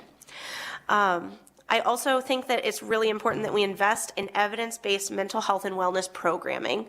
A major piece of our mental health crisis is that we are missing prevention. We've talked a lot today about crisis response, which is critical, but we really need to start thinking about prevention. Because we'll also never catch up with our crisis if we don't start working on preventing it. And again, I just want to say that there's no one-size-fits-all program that's going to fix this. But the more we invest in higher education access and evidence-based mental health supports and giving schools and districts the funding that they need to supply those programs to their schools, we may see more prevention efforts. Thank you so much, and I'm happy to take any questions. Thank you very much. What questions do we have? Yes, Assemblywoman Thomas. Thank you, Chair, and thank you for this presentation. I really do appreciate it. One thing, your last slide, excuse me, indicated possible solutions. My question actually has to do with, and when you mention evidence-based mental health issues, how do we know about those issues unless we do a study to find out if there is a possible solution? What is the linkage for mental health crises in our schools? You know, you know, to have that evidence in front of you, that data in front of you would help a lot. And, you know, I haven't heard anyone ask for funding for a study. Jessica Sheeran, for the record. I think that's a really great question and a really great point. And I know there are different, what's the word I'm looking for? Like there's catalogs of evidence-based therapies and evidence-based practices for supporting mental health and social emotional learning. But I think it is really important to invest in research in our state too. That's something that we should be focusing on, is what works for Nevada, what works for our students. And while evidence-based can equate to research-based, it could just mean what works for our students. And I do think that's really important. A really important piece as well. I don't necessarily have an answer or solution for how to solve that, but I agree. Well, thank you so much for agreeing, but just to, you know, put a star next to that, not only should we be looking for evidence-based mental health solutions, but also, you know, to define it. Are we looking at different communities? What are the issues that affect our children, affect our staff? Mm-hmm. So, I know that you don't have the answer for that, but I'm putting that out there for the record. It should be a study. Thank you. Thank you. Other questions? Assemblywoman Miller. Thank you, Chair, and thank you so much for your presentation. It is very apparent that you are someone that is in the buildings and in it and living it and working it through your presentation. Very authentic, very sincere. Thank you so much. Very accurate. With that, and I also appreciate the way that you started at stats from 2017, because we know that COVID gets blamed for a lot of things that have been existing here for quite a while. COVID may have uncovered and exacerbated some things, but we know when it came to class sizes, over testing, racial and bullying, again, I appreciate you acknowledging those issues as well as suicidal ideologies and attempts with our youth and even our adults here in Nevada. I appreciate that. Again, these are not new, nor is COVID the cause of it. So my question with that is, because as you acknowledge from the mental health professional side, the impact that this has, and we have educators, all different forms of educators in the school buildings that have been trying to basically scream forever that there is no academic success or progress without dealing with the mental health and the behavioral side of students. So in your professional opinion and your actual experience and observation, how much, I'm rephrasing it so you can follow me. How much of a factor do you think this is? Because we know that Nevada often gets blamed for, being, 50th out of 50 or 49th out of 50. And of course, there's so many different categories that states are evaluated with on some of those. But even looking at our mental health, when you're talking about the ratios we should even have in our state, how much of that do you contribute to where, especially it's alarming when you mentioned about suicidal ideation among elementary students because of testing? So could you just speak a little more on those? Yeah, if I can. Identify yourself. Sorry, thank you. I'm Jessica Sheeran. I think with mental illness and with mental health crises, it can often be difficult to link causation. So like you said, we can't link any growth necessarily to the pandemic. I think observationally, we can see that it seems like things are getting a little bit worse, but like Assemblywoman Thomas mentioned, we don't have research to back that. And even with my observations about students in elementary school expressing suicidal ideation around testing time, I can't say that it was the test that caused that ideation, but there may be underlying issues, and the stress of the test could have correlated with heightened challenging feelings. So I don't know if I'm answering your question accurately. Feel free to jump in and tell me if there's anything else you'd like me to add. I kind of lost track of it, sorry. No, that's okay. You're answering it according to, you're answering according to your professional expertise. That's fine. So the other part of the question was, let me phrase it this way. If we are able to improve our ability to address these issues, because again, we know that sometimes in these discussions, it makes it sound like mental health, the cause of it happens in the schools. And we know that it doesn't. It's just the school's the number one responder for most students and families. And so if these needs were addressed, do you see a correlation between, because educators know when students are acting out, their behavior whether it's disruptive or violent or internal, because mental health crises can also just be exhibited internally where it doesn't affect anyone else, that all of those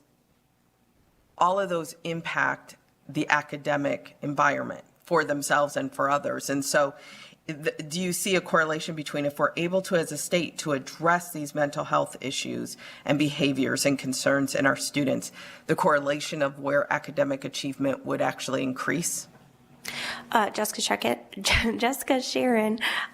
Yes, I 100% agree with that. And I also have supported in the past teachers with classroom management. And that's the first thing I tell teachers is students won't learn if they're behaving out of control. If they have challenging feelings, if they're not paying attention, they're not learning. And if a student is experiencing trauma, they're distracted and they're not learning. If a student is depressed, if a student is anxious, they're not learning. And so if we can support them and at least get them coping strategies throughout the day of how to advocate for themselves, how to support, how to address that, we'll see, I believe we'll see an increase in academic success as well.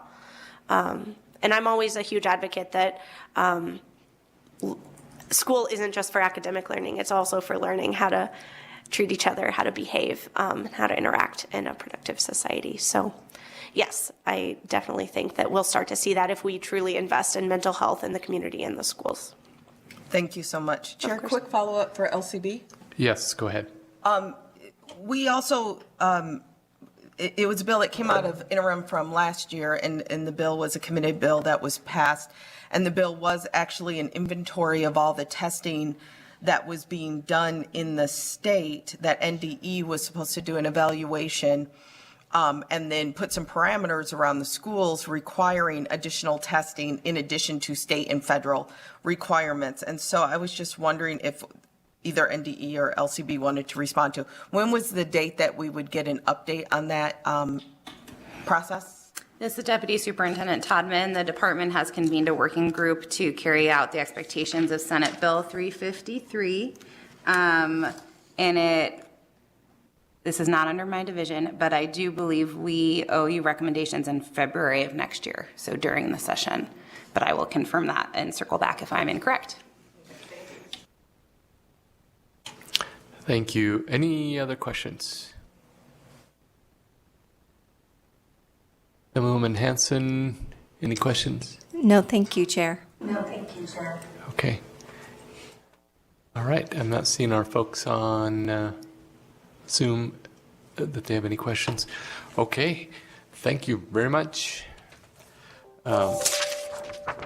So I believe, unless there's any other questions that we missed on any other as part of this presentation, I believe that concludes item number 4, discussion concerning health and well-being of pupils and school personnel. Our next item is going to be item number 5. Before we get to that, I'm going to take a 5-minute break. So let's see, what time is it? Yeah, so we're going to start at, right now it's 10:45. The clock's a little different than my watch. We're going to start at in 5 minutes, which will be 10 minutes till.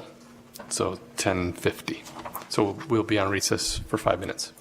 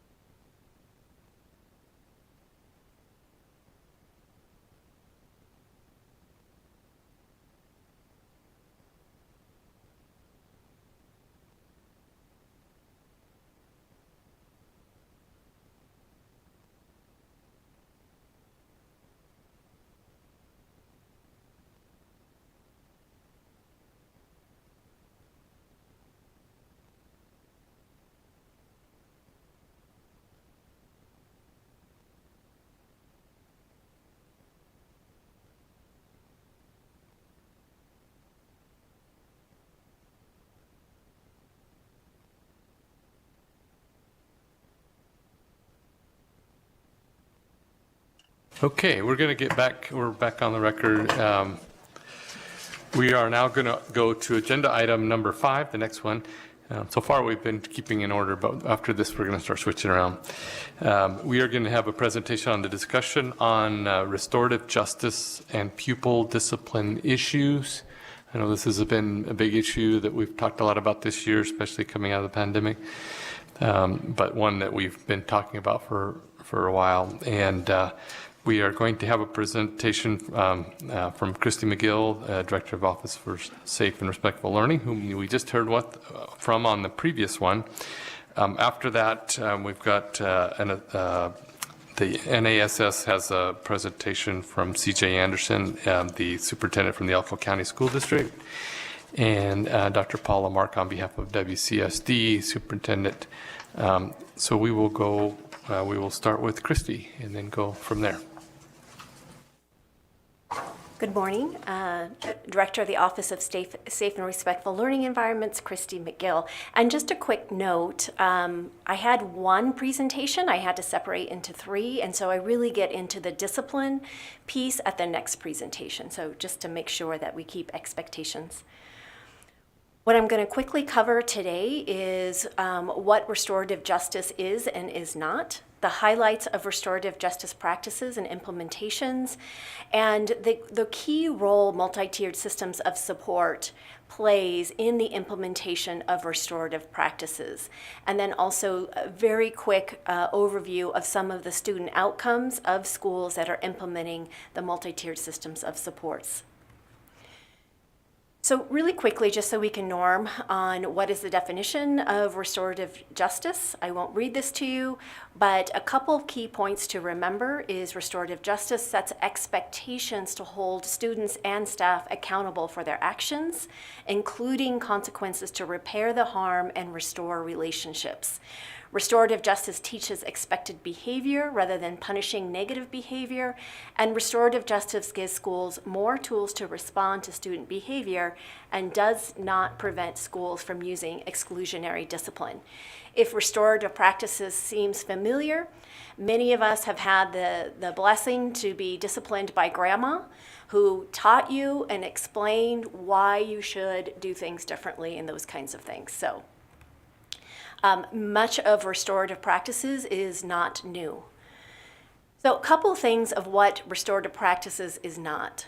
Restorative justice or practices does not prevent educators from defending themselves or protecting students in the case of a violent attack. It does not prevent educators and administrators from suspending or expelling students or enacting other disciplinary measures as necessary. Restorative justice practices do not leave students to their own devices nor remove any accountability for their actions. And just some quick highlights of the restorative practices implementation. So of course, this has been in our legislation for the past 2 sessions. And just a quick note about implementation. This is a pretty, even though it's not new, it can look like different practices in each one of our schools, so it's behavior change. And when you're really looking at complicated or behavior change in adults, it takes anywhere from 2 to 5 years for an initiative like this to really start to take hold. With that in mind, we did look at how do we get resources and trainings to the field as quickly as possible in the middle of the pandemic. So we kind of went with a no wrong door approach to training. What we wanted to ensure that there was money from our ESSER funds to support districts with their own training. So that was one way. And then we as a state also wanted to bring in national trainers to offer training of trainers so that we increase the capacity of our districts to train their own people. So that's kind of where we are now. By July 2022, Nevada will have a statewide cadre of approximately 30 trainers who can offer International Institute for Restorative Practices for Education training. We hope they then turn around and start training the people in their schools. Again, we will still continue to work with national experts and also offer training statewide. So I want to bring in multi-tiered systems of support, and I can go quickly on this because Dr. LaMarca already kind of talked a little bit about this, is that restorative practices really takes hold if a school is currently has some foundational work in multi-tiered systems of support and also social emotional learning. So if you want to take a look at what really MTSS looks at, it looks at how do we use data to make decisions, using that data to make, and then teaming with people to make those decisions, systematic implementation and progress monitoring. So when you're rolling something out like restorative practices, is it working? What are the data we want to make sure we collect to make sure it's working? And if it's not, we can kind of course correct. We also look at that tiered continuum of supports. Restorative practices is not a silver bullet, so it really needs to be paired with the appropriate mental health supports. So when we talk about some of the school safety issues that are happening in our schools right now, it really is an ecosystem of things that are occurring. For example, not enough we heard this morning, not enough adults in our building, not enough mental health resources, paired with students coming back and not having access to resources during the pandemic. We also look at regular screening. So Clark County School District did a wonderful job talking about the importance of screening our students to make sure that we get, to make sure of early intervention, that we're intervening sooner than later before problems come up and we have discipline issues. And then also looked at evidence-based interventions. When students and staff do have problems, we have ways to meet and address those problems. So Dr. LaMarca went through this. I'm not going to go through this again, but here it's just for you at your PowerPoint if you want to make sure you review it. And then also to look at who is implementing MTSS implementation right now. So over 10 districts, 149 schools, and that is low because that number really looks at fidelity. What schools are implementing MTSS with fidelity? You could have schools implementing MTSS that are still getting good outcomes that may not be reaching full fidelity. 99,000 students and 41 trainings. We work with the University of Nevada to provide training and coaching and assistance around MTSS and the implementation of restorative practices. So here's just an example of the training and why it takes time to roll out systems like MTSS and restorative practices. Because you really need to look at, that Training One series, making sure schools feel confident of looking at their data so they're making decisions of what best meet their school needs. Because restorative practices really has a whole lot of tier one work. And so engaging into the community of the school and the community the schools live and work in to make sure that they're meeting the needs of their students. And then if you look at for tier two, again, targeted interventions, tier three, and then there's coaching series. So you can see that this is a multi-year approach and it takes time. So schools that have taken the time and have rolled these initiatives out, we are seeing some positive school impacts here. So here's just some process that schools that are doing MTSS are measuring outcomes. So 90% of schools are looking at, are their implementation working? Are they doing good jobs for students? And then looking at the quality of those data systems, and then also the district capacity and readiness to implement MTSS. As you can see here, that schools that have high fidelity in MTSS, and this is one of the roles that our State Technical Assistance Center in UNR plays, that they can help schools evaluate whether or not they're having positive student outcomes. So you can see here that in attendance rates and chronic absenteeism rates, even though they went up or down in COVID years, schools that were implementing with fidelity had less of a fall and less issues to work and to deal with. Same things with disciplinary incidences. Schools typically that we're implementing, again, have had less incidences than schools that we're not implementing. And same things related to bullying. So again, some of the next steps is that acknowledging that complex initiatives like this take time. And so that we need to make sure that we have the resources that districts need to roll something out like this successfully, and to make sure that these strategies meet the needs of their varied schools. Continue to address the misconceptions of restorative practices that they solely relate to school discipline. They really relate to the relationships built. You cannot repair a relationship that you didn't have. And so really restorative practices in schools is about creating those relationships up front. And so therefore, when things do, and you know, we're all humans, conflict happens. When conflict happens, we can actually teach how to negotiate that conflict, and then also how do we repair when you make mistakes amongst humans, and to repair that. Again, to continue to align MTSS with restorative practices. If we take restorative practices off of its backbone, then you're not getting the data, you're not getting that full robustness of making sure you're aligning your social emotional learning with your mental health supports, whether it's tier 2 and tier 3, and again, the really importance of focusing on that tier 1. NDE will support schools and districts to address staff safety concerns and support the repair of harm and relationship building through restorative practices.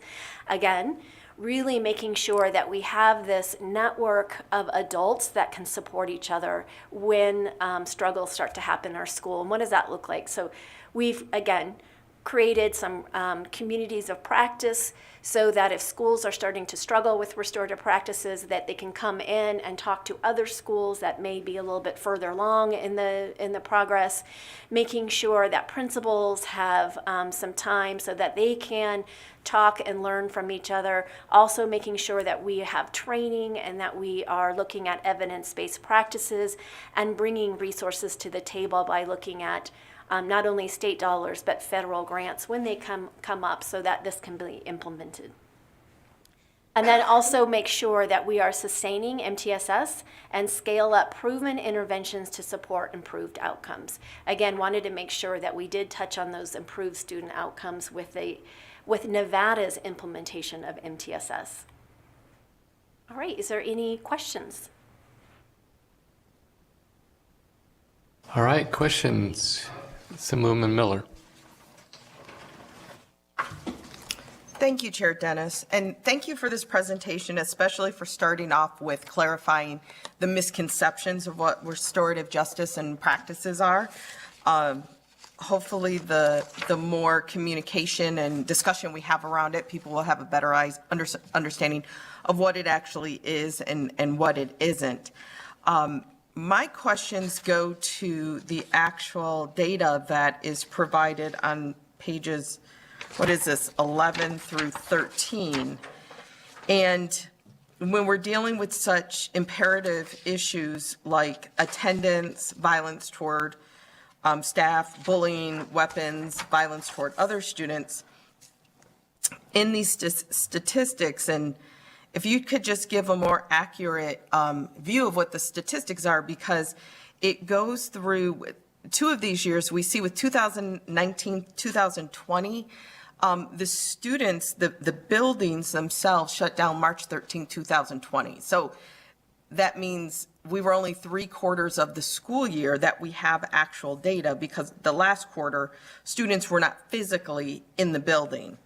And then we have stats for 2020, 2021, which again, students did not enter the school building until, I know in different districts, it was different dates between the 17 different school districts, and of course, as well with the charter schools.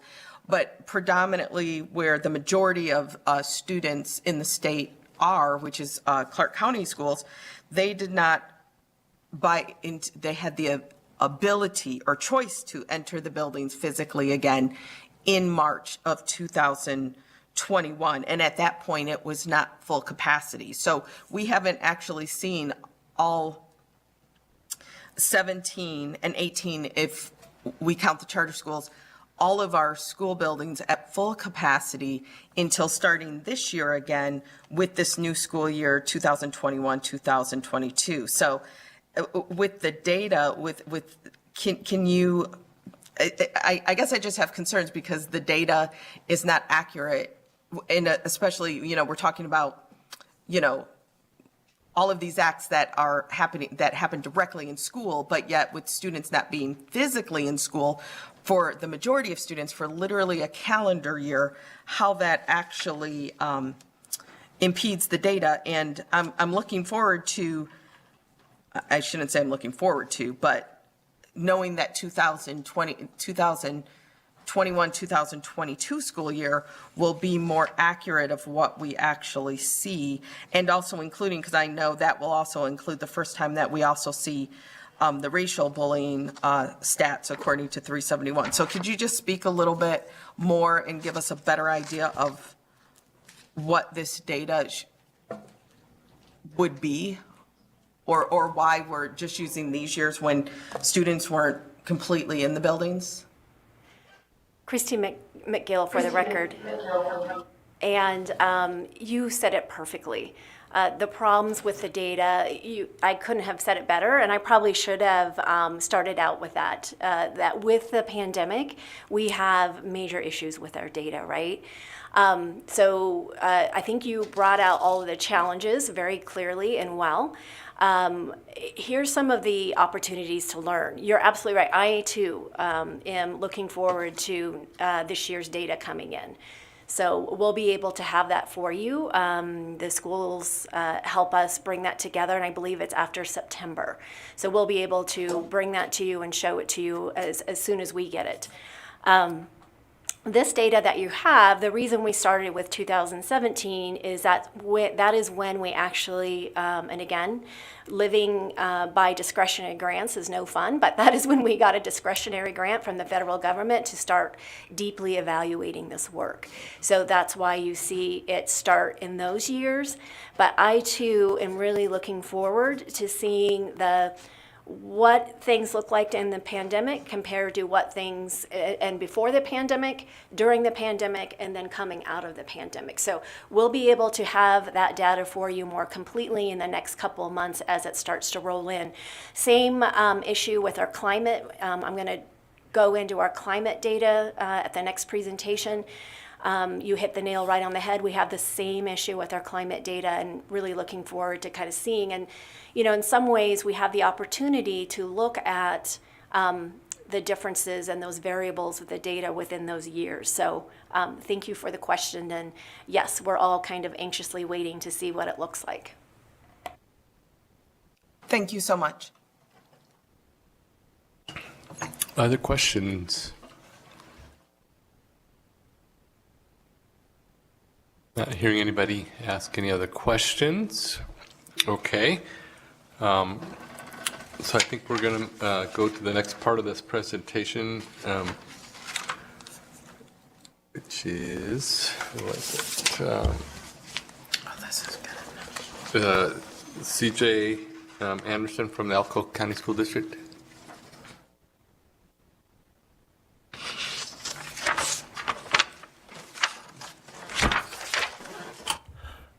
For the record, this is CJ Anderson from Elko County School District. If it's all right with you, I'm actually going to have Paul LaMarca do his presentation first. He has an actual PowerPoint. Mine is more of a narrative that I'm going to share with you, and I will follow with Paul if that's okay. Great, that's perfect. Thank you. Go ahead, Paul, whenever you're ready. Chairman Dennis, members of the committee, again, for the record, Paul LaMarca, Chief Strategies Officer, Washington County School District, and thank you for the opportunity. We're going to talk a little bit about school discipline practices, and I would like to start by just sort of saying where I want to end. I feel as an educator that there's sort of a false narrative out there that we have replaced exclusionary practices or traditional disciplinary practices with restorative practices. these are not opposites. They can work together. They do work together. They should work together. And hopefully I can help explain that a little bit. I also want to, I'll culminate my remarks with a couple of suggestions regarding legislation. We do think that there is some well-meaning legislation that has had some unintended impacts, including creating a sense of a lack of safety, and I think that is sort of fueling this false narrative, the way I'll put it.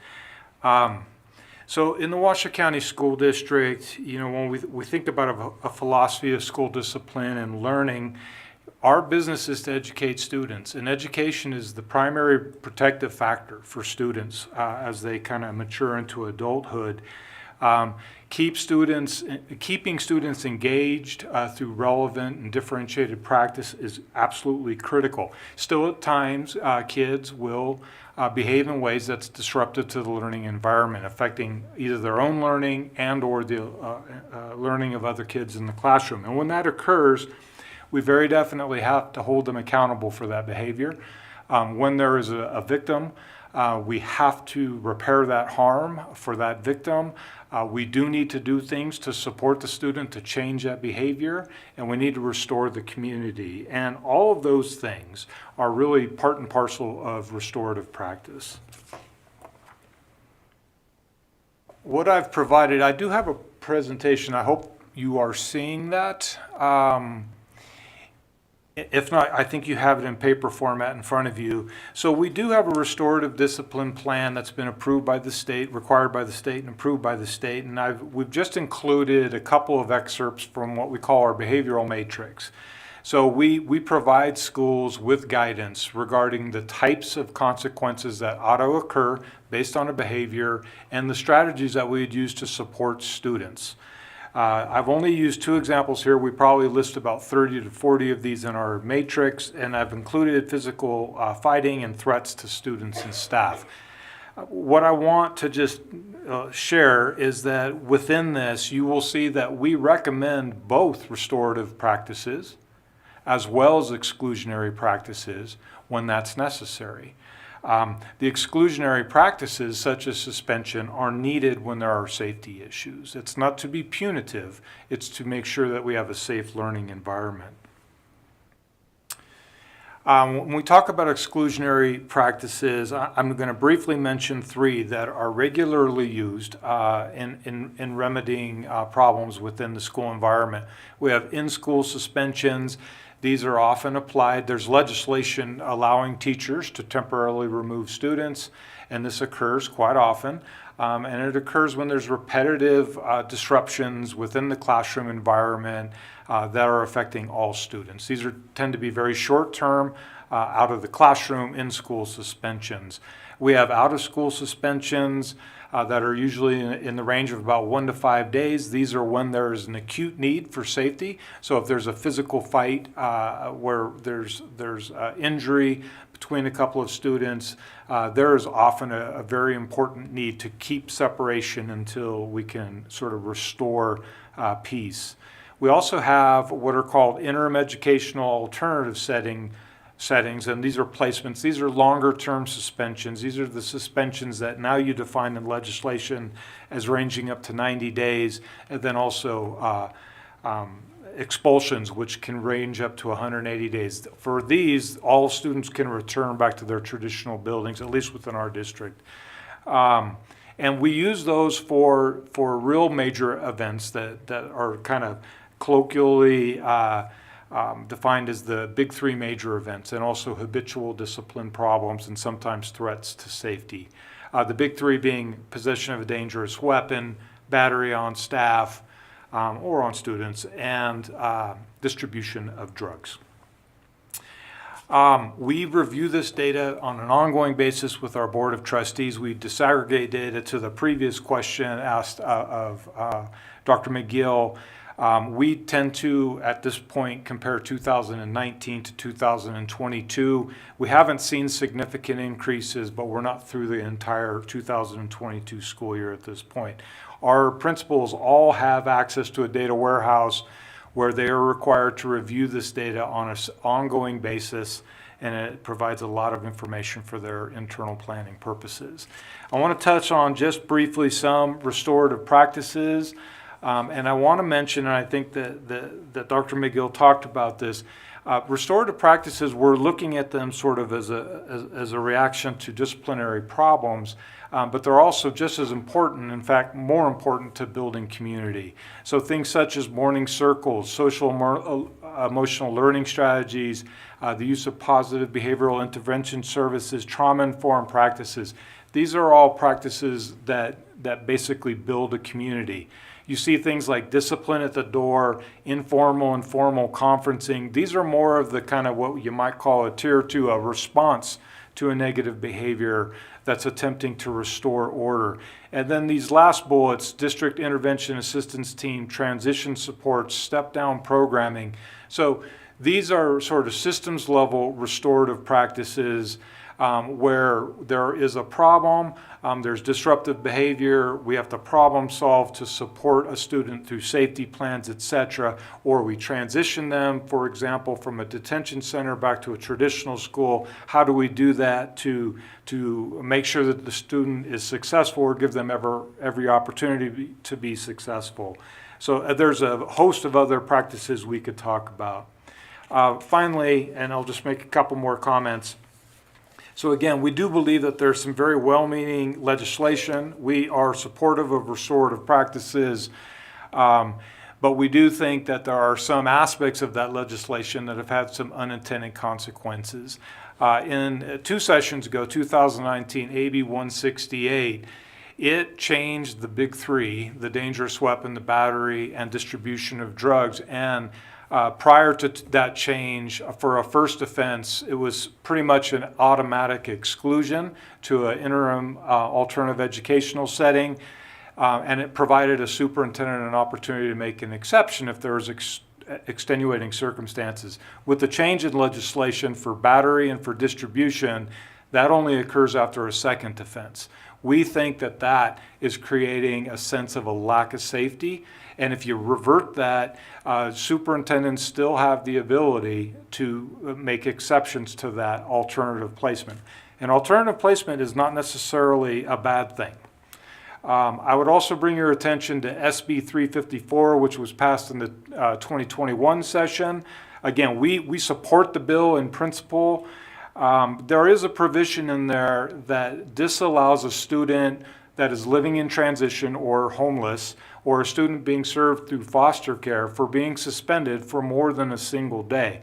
And we understand that. Again, our philosophy is kids need to be in front of high-quality teachers in order to learn, so we want to minimize exclusion. However, as I stated, our short-term suspensions, 1 to 5 days, are for purposes of safety.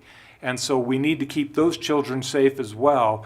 The only way you can suspend for longer than 24 hours is if a principal can prove that the child's living circumstances did not contribute to that behavior, which is not something that a principal can prove. We think that there's potential unintended consequences. We have every desire to identify kids who are living in transition so they get appropriate services. These kinds of restrictions might create an unintended consequence where they won't be identified. So I will turn it over to CJ Anderson now, and I think we'll wait for questions till after him, if that's okay with the chair. Yeah, that's fine. Please go ahead. Wonderful, thank you. This is CJ Anderson, Senator Dennis, and members of the committee. I am the new superintendent in Elko County School District. I've been in Elko County for a few years, and just recently, April 12th, I was officially appointed as superintendent, and it's wonderful to be here. Thank everyone for your dedication to our schools, and thank you for your time and listening to our concerns. Prior to being the superintendent, I was a school principal as well as the school improvement director with our district, and before that, Texas. So it's good to be here in Nevada. You have just heard from Washoe County about how how they work with discipline and restorative practices in their schools. I'm speaking as a representative of NAS, and want to let you know what's happening in some of our other districts around the state, including in Elko County School District, in regards to student discipline and restorative practices. Throughout my remarks, I'm going to mention the, superintendents have cited or have reported, and that's because I did, with the help of some other members of NAS, we gathered some kind of informal data to share with you. Superintendents are reporting that, since we've returned from COVID removals or from being out during COVID, that they have not only seen an increase in disruptive behaviors, but also an increase in the seriousness of behavior issues, especially among very young children after returning to in-person education. And some surmise that it's almost as if they have forgotten what social norms are expected in school and in other social settings. Districts reported that these behaviors have included a myriad of things, but including severe instances such as throwing desks and chairs, striking other students, and hitting and/or throwing items at staff and causing injury. Districts have also reported that they saw an increase in the number of students in possession and use of controlled substances. At several middle schools, there were reports of a rash of students bringing knives, not necessarily as threats, but potentially part of a breakdown in norms. Increased incidents of physical aggression, sometimes seemingly unprovoked, and school threats at the secondary level were mentioned by multiple districts. Districts have also reported a significant change in motivation on the part of students from an academic standpoint. These very concerning behaviors are contributing to an increasingly negative perception from the public and from within our own staff ranks, as Mr. Lamarca mentioned earlier about the safety of our schools for both students and for our staff. So where that ties in with our discipline and restorative practices, so without going into too much detail, prior to my arrival in Nevada, restorative practices were a very significant part of my role as an administrator in Texas, and I underwent roughly 7 years of training. Not just the training, but also the day-to-day practice of how to use restorative practices, and I'm happy to say that I believe in them wholeheartedly, and I've seen them be effective at an individual administrative level as well as a school level. And so I just wanted to share kind of my insights there and how I connect that to the concerns that we're seeing in some of our districts throughout the state. My opinion is that the vast majority of site administrators, and when I say vast majority, I mean high 90% of school administrators want and are willing to ensure the majority of the well-intentioned points that are found within the bills that we have in Nevada. We believe in the power of early intervention, utilizing behavior plans. We recognize that students are safest and in the best place when they're in our schools with us, and we don't take exclusions lightly. We agree that truancy and attendance issues in and of themselves do not warrant exclusion. We know that naming a student a habitual disciplinary problem is a lengthy process, which is to be used for intervention purposes rather than, a goal to be accomplished. And we also support the utilization of discipline data to root out inequities in our system and help guide decision-making for how we can better our practice through professional development and other efforts to make necessary changes at all levels. We also believe in the support and the right to due process for students and families when it comes to cases of expulsion. The principles and thoughtful processes of restorative justice, I believe, are essential to making sure we consider all intervention options for students prior to resorting to suspension or expulsion. Again, in my experience, those practices are most effectively carried out when schools and districts are required to examine their practices through the usage of data and are given the tools to better their practice, and then in turn are also held accountable to answer for their practices and describe changes that will be made. I will not go into the litany of things we do in Elko County from whether it's a site basis or a district basis on how we implement, but I echo Mr. Lamarca's sentiments on what they do in Washoe County, where it's not a total change away from progressive discipline, but rather an integration of accountability and restorative practices. All again with, of course, the main goal is to reduce recidivism and intense student behaviors that cause unsafe environments in our schools. And the same has been said by the other districts that I talked with, is that they have all implemented restorative practices along with their disciplinary practices. Most of them did cite the need for more training and for ongoing training. It's not a one-time thing I mentioned during my years in Texas. It was 7 years, and every year there was more and more training, and we continue to revisit and get better at that. And districts report they've had both positive and negative results using those restorative practices. So some of the challenges that we're seeing, and again, I want to echo other things that have been said, where I feel like we all want the same thing. We support the sentiment and the goals that are trying to be met when it comes to restorative practices.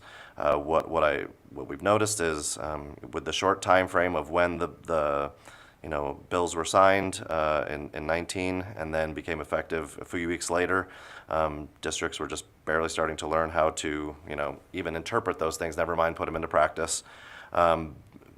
Across the state, districts relied on various legal interpretations of what AB 168 and others required districts to do, and that in the end resulted in the way restorative practices also being varied from place to place.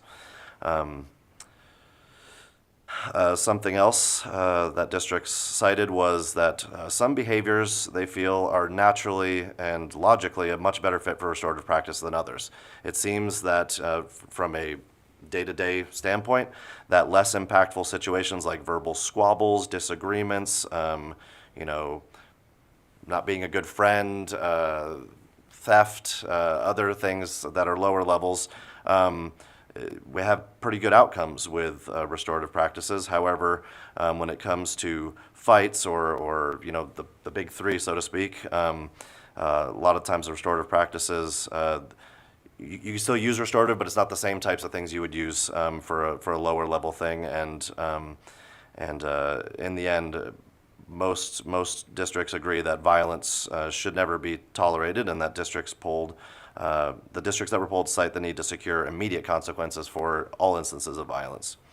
And then in general, from a daily practice perspective, blanket restrictions placed on schools or districts have proven to lead to unintended and detrimental side effects to the behavior management and safety for the entire school and for the student populations. Examples of some of those restrictions are, mandates, so to speak, are the age restriction for 11 or older, maximum days of suspension in certain scenarios, timelines for appeals for hearings, and requirements for having to have a behavior plan prior to an exclusion.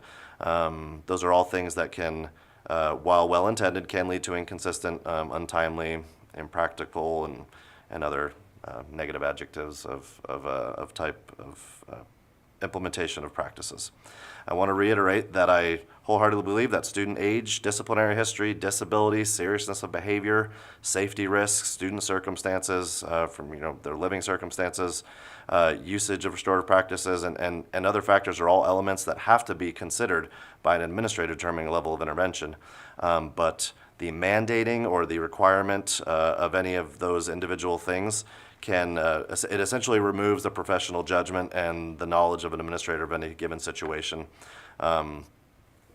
Maybe the only exception to that statement that I would have is, when it comes to students with disabilities, there are, other governing laws that make sure we have to do that to make sure it's not a manifestation of that disability. So we have talked among the other superintendent, or some of the other superintendents about this, and I'm not going to present you with specific suggestions, like exact wording or anything like that, because it's not something I have taken to a vote with NAS or anything like that, but just from kind of just a suggestion standpoint, very specific ones that are frequently cited as significant problems for our school districts in effectively implementing restorative practices are the age restriction. I wholeheartly, we support Washoe County and their, what in their suggestion about how to handle the big three, so to speak. And then throughout some of the bills, there is qualifying language which restricts ability to appropriately apply consequences. And then I think probably there's some more defining, the clarification of definitions of different types of suspension, how suspensions versus expulsions are treated, because those are massively different things from a practitioner standpoint. And I thank you for listening to my words, our words, I should say, and just want to again say we wholeheartedly support the sentiment of this. We want to make sure our students are in our schools and are receiving the help they need and getting the type of support they need that restorative practices can provide for them. Thank you very much. What questions do we have for them? Yeah, Assemblywoman Thomas. Thank you, Chair. And I just need some clarification, and thank you for the presentation. I do appreciate you going through the understanding of restorative practices. But my question actually is, when we're referencing the big three, that is it an understanding that the superintendents would like to not include restorative practices when it comes to a big fight, any kind of violence that result in battery, that we want to immediately go to expelling a student or students for egregious behaviors? Thank you for the question to the chair and to Assemblyperson Thomas. Paul LaMarca for the record. I'll try, and then perhaps Mr. Anderson will want to add some comments. So no, for a fight, we are certainly not recommending that we immediately go to a placement at an IAES, so an alternative setting. With the big three includes having on campus a dangerous weapon, battering a staff with injury, and distributing drugs, meaning selling drugs, not just possession of drugs, but selling drugs. The change, so prior to 2019, for those three events, a student had to be removed and placed at an IAES. Superintendents could make an exception to that if there are extenuating circumstances. We do believe that we should revert the language back to that for those three types of events. I do want to just say one more thing. That does not mean restorative practices wouldn't also be used. So when kids are sent over to our interim placements, we find out lots of information about them. There is typically lead up to the event that causes the removal. There's fractured relationships, they're struggling academically, they may have had exhibited other behavioral issues. So there is very definitely a need to provide restorative strategies to strengthen their ability to cope, to repair relationships, because they are going to return to that campus. And so that's one of the points. The point is that some of these traditional measures can work very well with restorative measures. So I hope that begins to answer your question. Hi, Superintendent Anderson for the record. Yeah, just my thought on your question is, I think my point and what I'm trying to share about as the severity or the seriousness of behaviors increases, I think that includes the need for more judgment and awareness of the scenario. What happens, again, from my experience, is when you have certain things that take place due to legislation or due to anything else that essentially restrict or tie someone's hands in regards to timelines and how they address a situation, you're removing an essential component of restorative practices, which I believe is to allow the person administering both the discipline and providing the restorative practices with the ability to pursue and explore all available options to support that student with the most appropriate types of interventions, be they disciplinary or restorative in nature. So when certain restrictions are in place, which which prescribe when a district or a school can or cannot do something, you are removing an option, and you're removing the ability to address a situation in the appropriate manner, potentially in any given situation. Right, thank you for that clarification, and I do appreciate it. I'm just worried about checks and balances. You know, that's a big concern that I have. Thank you. Thank you. I believe I'm going to go up north and then I'll come back because I think Assemblywoman Hanson has a question up in Carson. Thank you, Chair. Yes, I do. And thank you, gentlemen, for being here. Superintendent Anderson, when you mentioned that you had some experience with the Texas model of restorative justice, right? Did they have more of a may than a shall approach to some of this rather than a mandate specifically, kind of one size fits all? I just want to see how it compares. Yeah, Superintendent Anderson, for the record, Chair Dennis and Assemblywoman Hanson. So just to be perfectly clear, so when I was in Texas, I was, largely my experience comes as a vice principal or assistant principal, as we called them there. And I'm not at that point I wasn't in the nitty gritty of legislation. I was managing students and discipline and that sort of thing at a campus. But my experience of how it was implemented at our district, and just for some frame of reference, my district had roughly 130,000 students, so it was fairly large, and I was at large campuses. And I don't recall very many shalls being part of any of this at all. The only shall that absolutely took place, and took place on a very regular basis, was the analysis of data at both a campus level and the district level. And so that was the major shall. And Assemblywoman Thomas, I believe, mentioned the need for checks and balances. And I feel like that was the way we did have those checks, was that not only did we have to, it wasn't just going through the motions of, okay, here's our data and that's what it is, and now we know. It was, okay, this is what it is. What steps are we going to take to make sure those inequities cease to be inequities or get closer to a median? And so very very little shalls other than we shall dedicate the resources, the time, the training, and the data analysis to make sure we are doing everything we can to remove those inequities. Thank you, Mr. Anderson, and thank you, Chair. All right, we're going to go to Senator Buck. Thank you, Chair Dennis.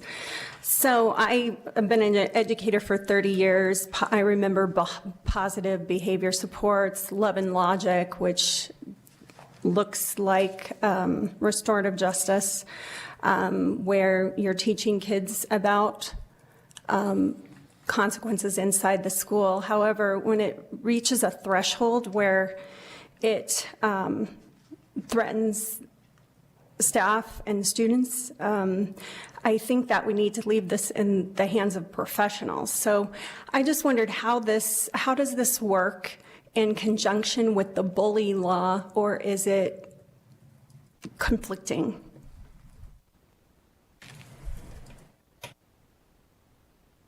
Superintendent Anderson, for the record, Chair Dennis and Senator Buck, thank you for the question. I think that there oftentimes can be overlap with bullying. Not all bullying, as you know, it results in physical aggression or the big three per se. But I think where there is a lot of overlap is many of the same strategies that you would use to teach students about the societal impact of their words, their actions, their decisions. Many of the things you would do to help process through a bullying scenario are the same things you would do to process through a fighting or a theft or something else where you're trying to teach the greater impact of what that student is engaging in. The bullying laws and pieces that we have in place do have their own requirements in regards to levels of consequences. So there is overlap, but I wouldn't say it's as much as you might think for some of the aggressive things, because my experience has been most bullying actually isn't physical, it's other types. For the record, Paul follow up, LaMarca, may I add just briefly that Mr. Anderson talked a moment ago about professional judgment of the administrators in making these decisions. There are certain restorative practices that you probably would not recommend be used with bullying victims. You don't want to re-victimize a victim. And so some of the kind of more common practices, such as restorative conferencing, those have to be done very carefully given the situation. So that's to the point of providing some latitude for school administrators to make these critical decisions to support kids. If I may follow up, Chair. Yeah, go ahead. Thank you, Chair Dennis.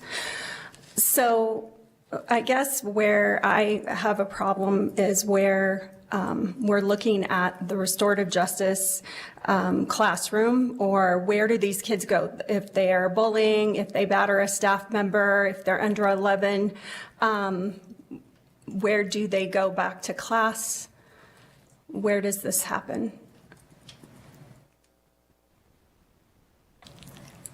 For the record, Paul LaMarca, Chief Strategies Officer, Washoe County School District.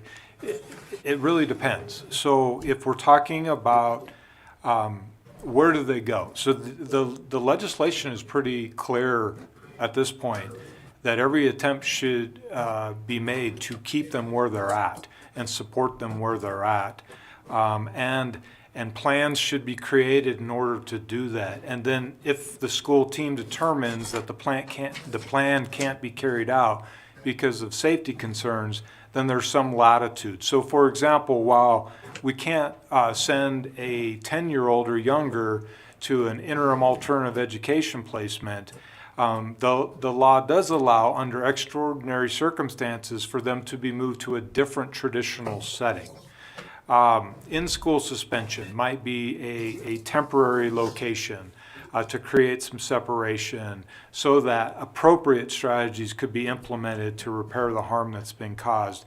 So I hate to say it, but it's really a case-by-case situation. As the impact, the physical and emotional impact heightens, then there is probably a greater need to remove than otherwise. I agree. Okay, thank you. Assemblywoman Miller. Thank you, Chair.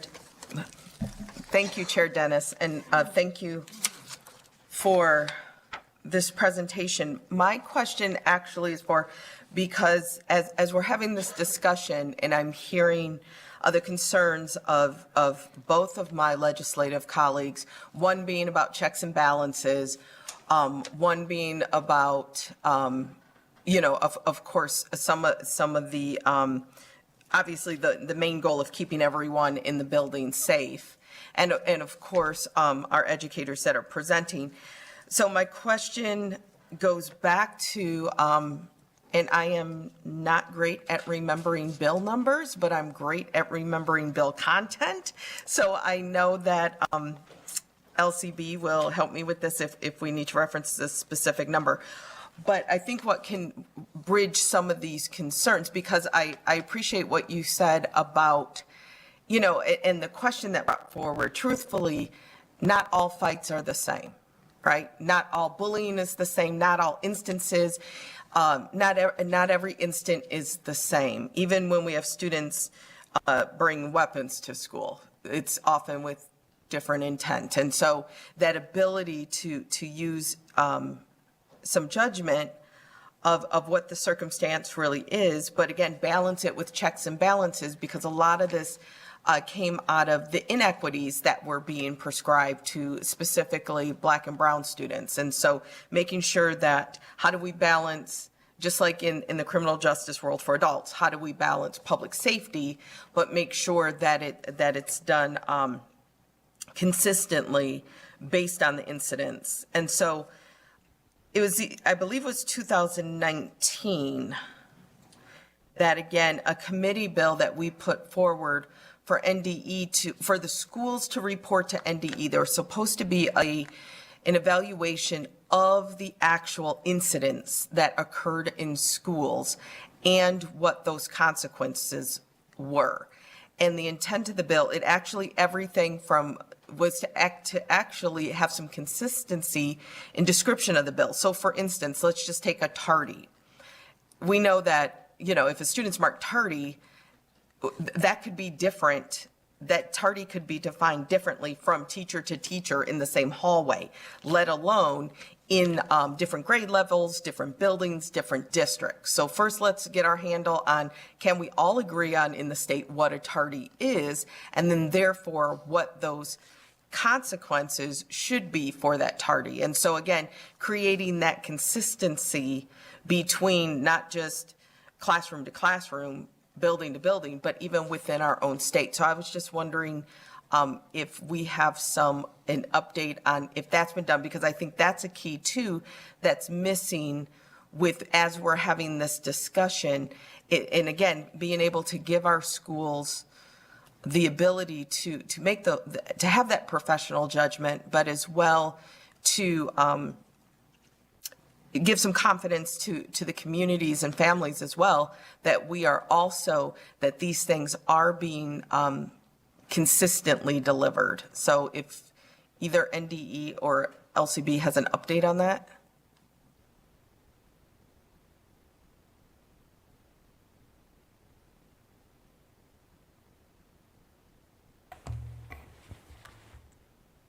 Christy McGill for the Director of the Office of Safe and Respectful Learning. I think you're referring to SB 89 that was passed 2 sessions ago, and that was to really look at exactly what you said, to really try to codify disciplinary. So there was a working group that went through and helped codify those disciplinary for the districts. It was a long time coming.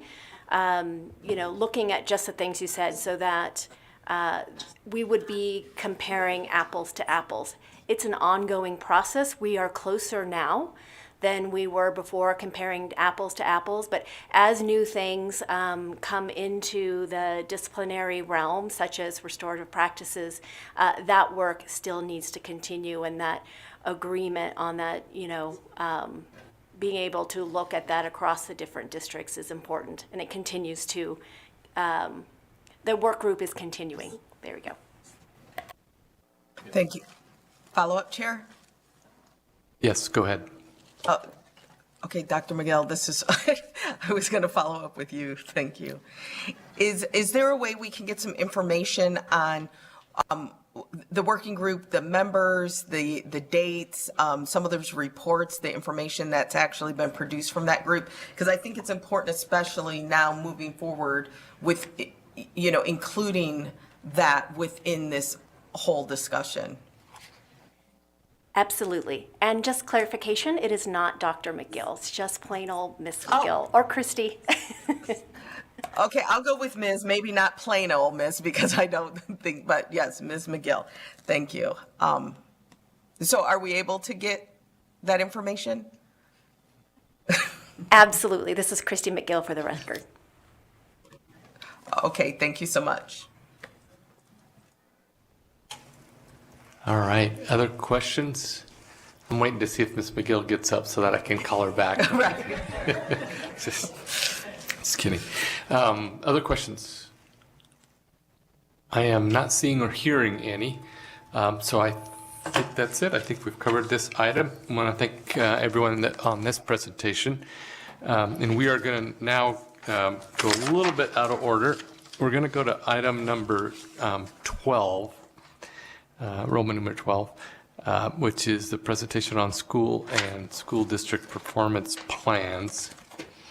The department will have Gabrielle Lamar, Office of Student and School Supports, presenting. And then we also have Dr. Summer Stevens from Churchill County School District, and also she's the superintendent, and then she's also NAS president, the NASS president. And then we'll have some questions. So I think we'll turn it over to Gabrielle. Yes, you have to push the button and it turns on, and then make sure you always identify yourself. Thank you. Awesome. Hello, everyone. Good morning. Gabrielle Lamar for the record. And I believe there's a presentation. I don't know if, do I cue that? Okay. My apologies. So we'll have staff help you there. Yeah.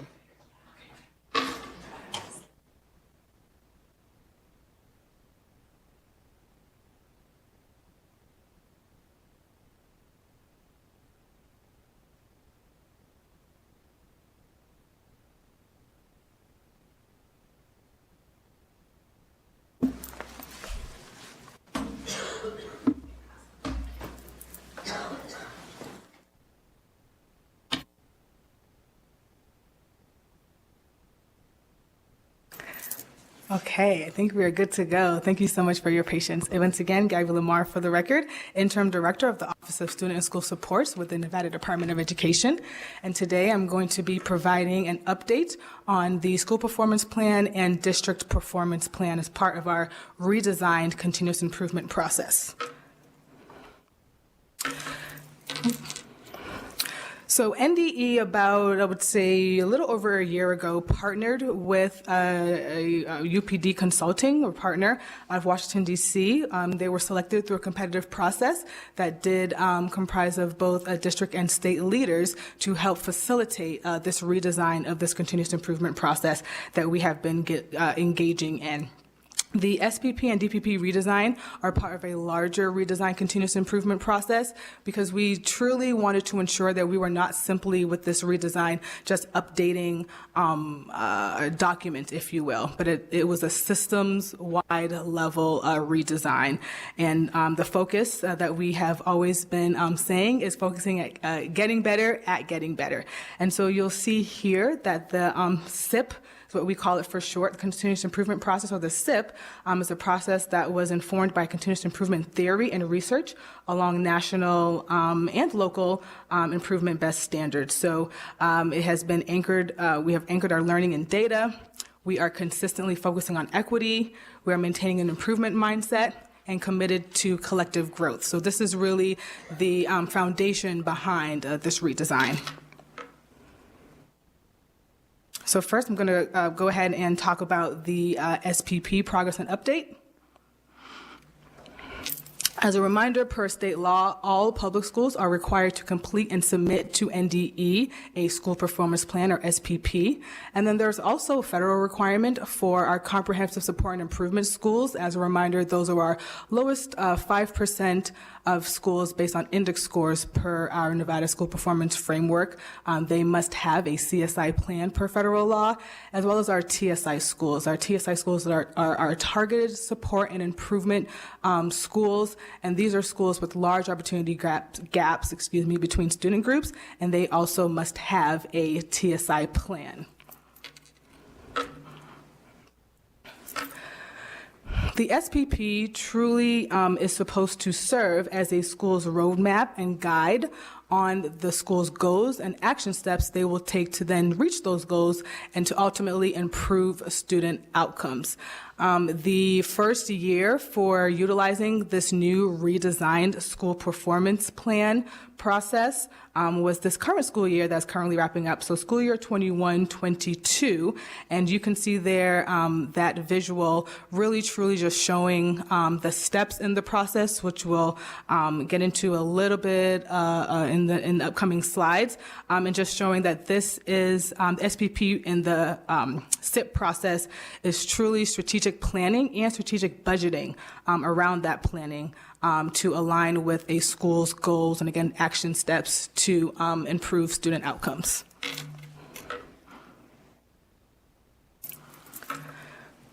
The project, again, was jointly, or the redesign, I should say, was jointly designed by NDE and school district leaders with input from stakeholders across the state. And so we did have different focus groups and different meetings and opportunities for community members, including school leaders, to provide input on what this new process should look like. And these were some of the common themes. And so we realized that the community and again, school district leaders, school leaders, really wanted comprehensive schools and clear processes. So we had feedback that the previous process was unclear, right? It wasn't done consistently. We know that these were these plans were plans that were not living and breathing documents, and so we that was one piece of feedback. Another piece of feedback that we received was that the final tools and guidance needed to reflect national and local research and best practices, as well as shared values around equity. Again, just in improving upon the process that we did hear from the community that was not the case for the previously designed process. We also heard that stakeholders, particularly our school districts and our schools who would be directly using these tools, wanted to feel confident around using these tools, and to ensure that there was a laid foundation for using aligned and consistent languages and forms and processes. Another piece I spoke about just briefly was that these, again, were to be living documents that are used for authentic improvement efforts and are not just done for compliance purposes, but are truly strategic and meaningful. And lastly, another common theme that we heard from stakeholders was to ensure that there were strong working relationships when using these tools built on trust, transparency, and mutual goals. So again, these were some really key pieces of us really working through this process. And I also wanted to share that there have been throughout this process 3 main teams that we've had, comprised of, again, both district and state leaders. And so we have had a design team, and that design team has been able to put pen to paper, so to speak, and actually create these updated tools. And our strategy team, which helps guide and direct the work and provides feedback to the design team. And then we also had what we called a design collaborative, and that was a larger group of stakeholders that were to review and prototype and provide feedback on the process. And so that was, again, comprised of SCA and LEA leaders, and they are continuously engaging in feedback process from their school leaders, and then bringing that feedback back to those 3 teams that I mentioned, so that we are ensuring to get that school level feedback as well.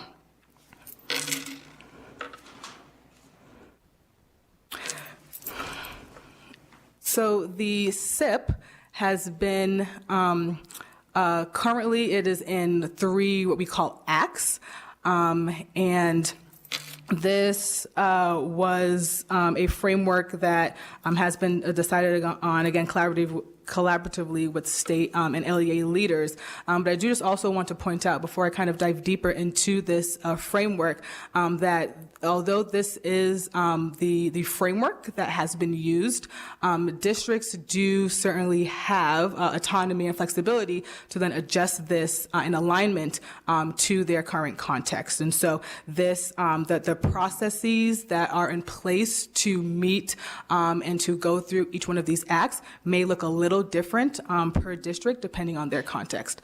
But you will see here, so Act 1 is what we call setting the course. And this is where the school is going to organize their continuous improvement, or CI team, and they are going to go through the current landscape. So this is where their needs assessment, their root cause analysis takes place, and then this act culminates in the development of the school's school performance plan for the year. The next act is navigating the course. And so this is where progress monitoring will occur. And the school CI teams will monitor the SPP roadmap and goals, share progress updates with the school community and its stakeholders, celebrate what is working, and make adjustments to what is not working. And then the last act would be reviewing the journey. So this would be where after a year of implementing the plan, where the CI team would be evaluating the goals and strategies in the SPP roadmap, identifying key learnings from the journey to then again determine what should be continued and to also identify areas of improvement for the next part of the journey, which would be the subsequent school year.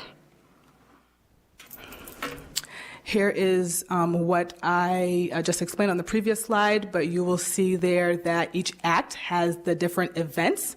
And so currently there are 9 events, and you will see there. So Act 1 includes events 1 through 5, Act 2 events 6 through 8, and Act 3 events or Event 9, reviewing the journey.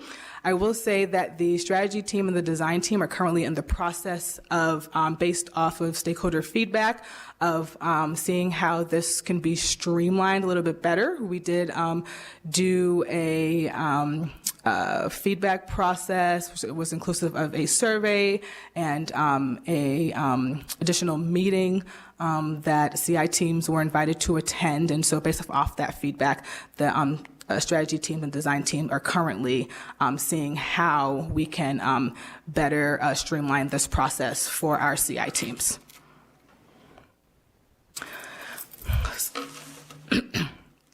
We have also provided tools and resources to help our schools and districts help them out with this redesigned process and supports throughout the process. So we have had statewide trainings, resources, guidance, and tools, and also have been providing technical assistance as needed and differentiated and targeted depending on the school district's needs.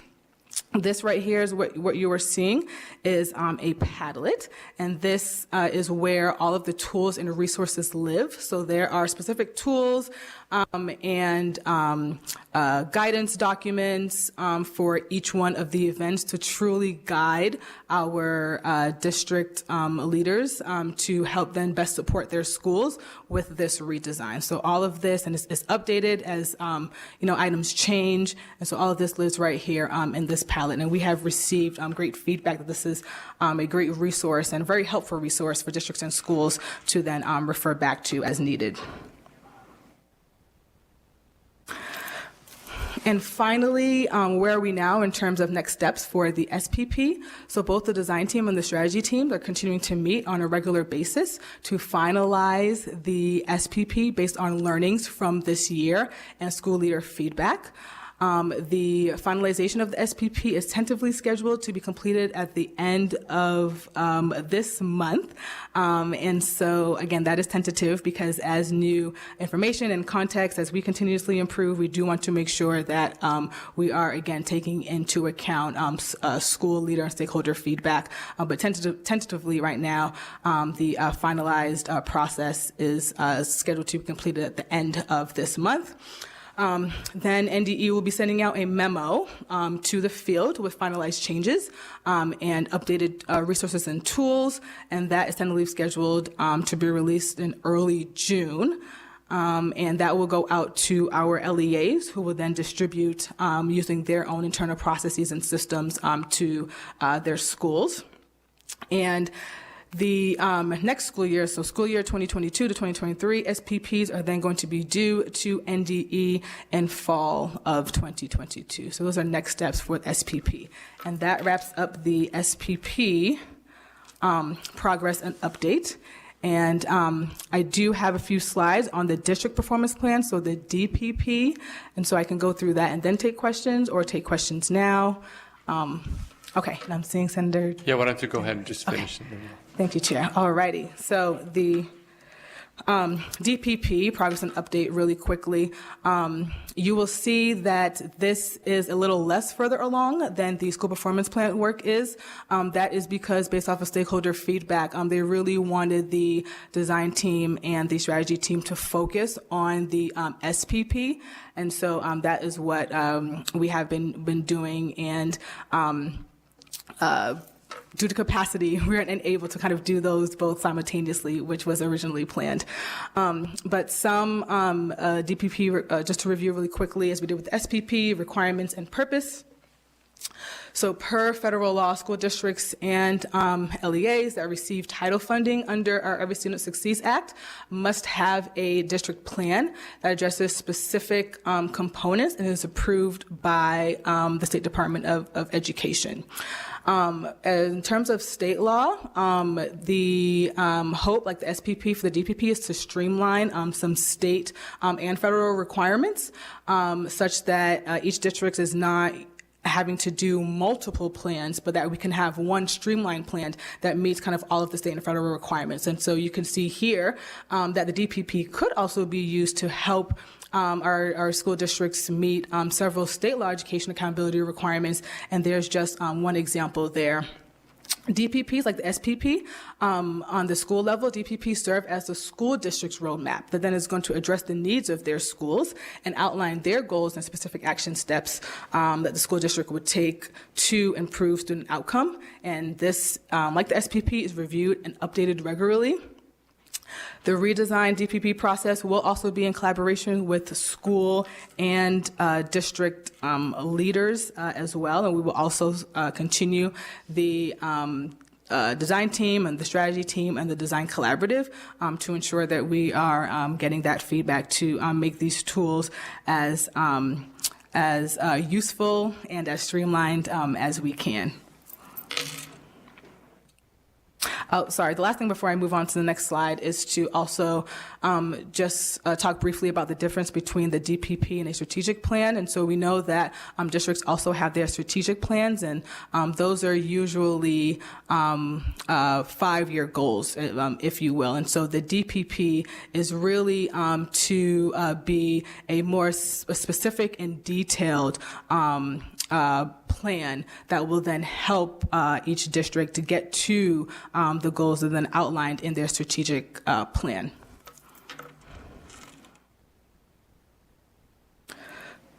So I'm not sure. Seems to be a little technical difficulty here on this slide.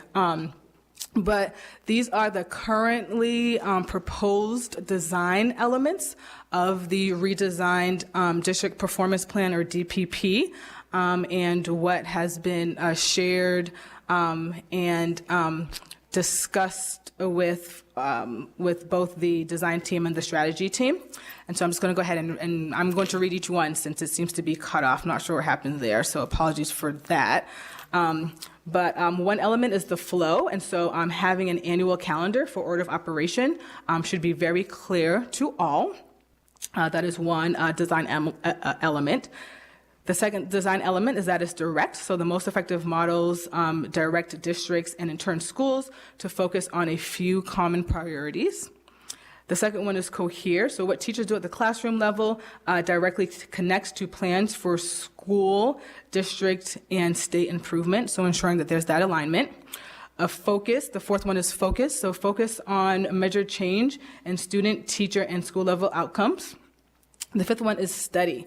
Allow schools and districts to study the quality and effectiveness of implementation. So back to that progress monitoring that we discussed a little earlier at the district level.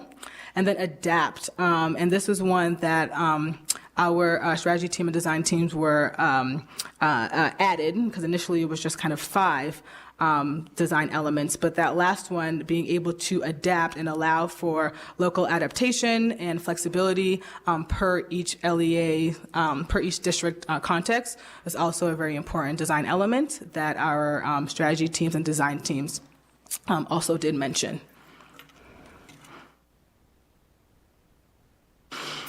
So here's a visual of the DPP process overlaid with the school level process. As you can see, the school level process is in the middle.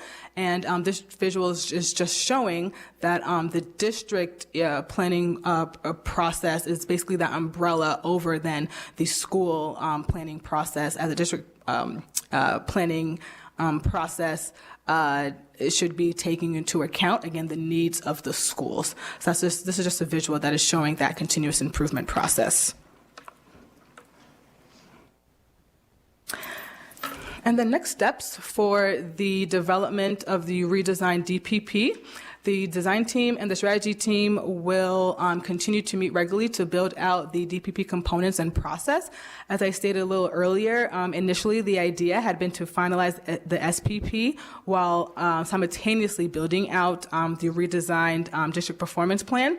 But per design team feedback, they really felt like they should focus on rolling out and finalizing the SPP for the next school year. And then the team will take on or focus on the DPP redesign. The tentative timeline for the completed DPP beta, right? So the beta is going to be basically like the first version. So the timeline for that development is by the end of the summer. The tentative timeline, again, could change depending on stakeholder feedback and just moving the process along and capacity. But there will be a redesigned DPP that will be piloted and then refined, as there was for the SPP before there is a state rollout. So it will not just be rolled out for all districts, but there will be a pilot with districts so that we can get some stakeholder feedback, and then it will be refined before there will be a state rollout. As part of the continuous improvement process, we know that similar to the SPP, that we will also be, even though it will be rolled out statewide, there will also be that feedback, that continuous feedback loop to ensure, again, that these are useful, valuable tools that our districts are using for authentic district improvement. And now I'm happy to take any questions. Do we have any questions?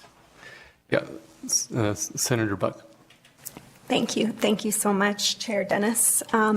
So I was wondering, as far as implementation, we get the results back from SBAC. I'm assuming that we're using interim assessments as well as SBAC assessments. And so what does the timeline look like in full implementation of this? Thank you so much for the question. Gabby Lamar for the record.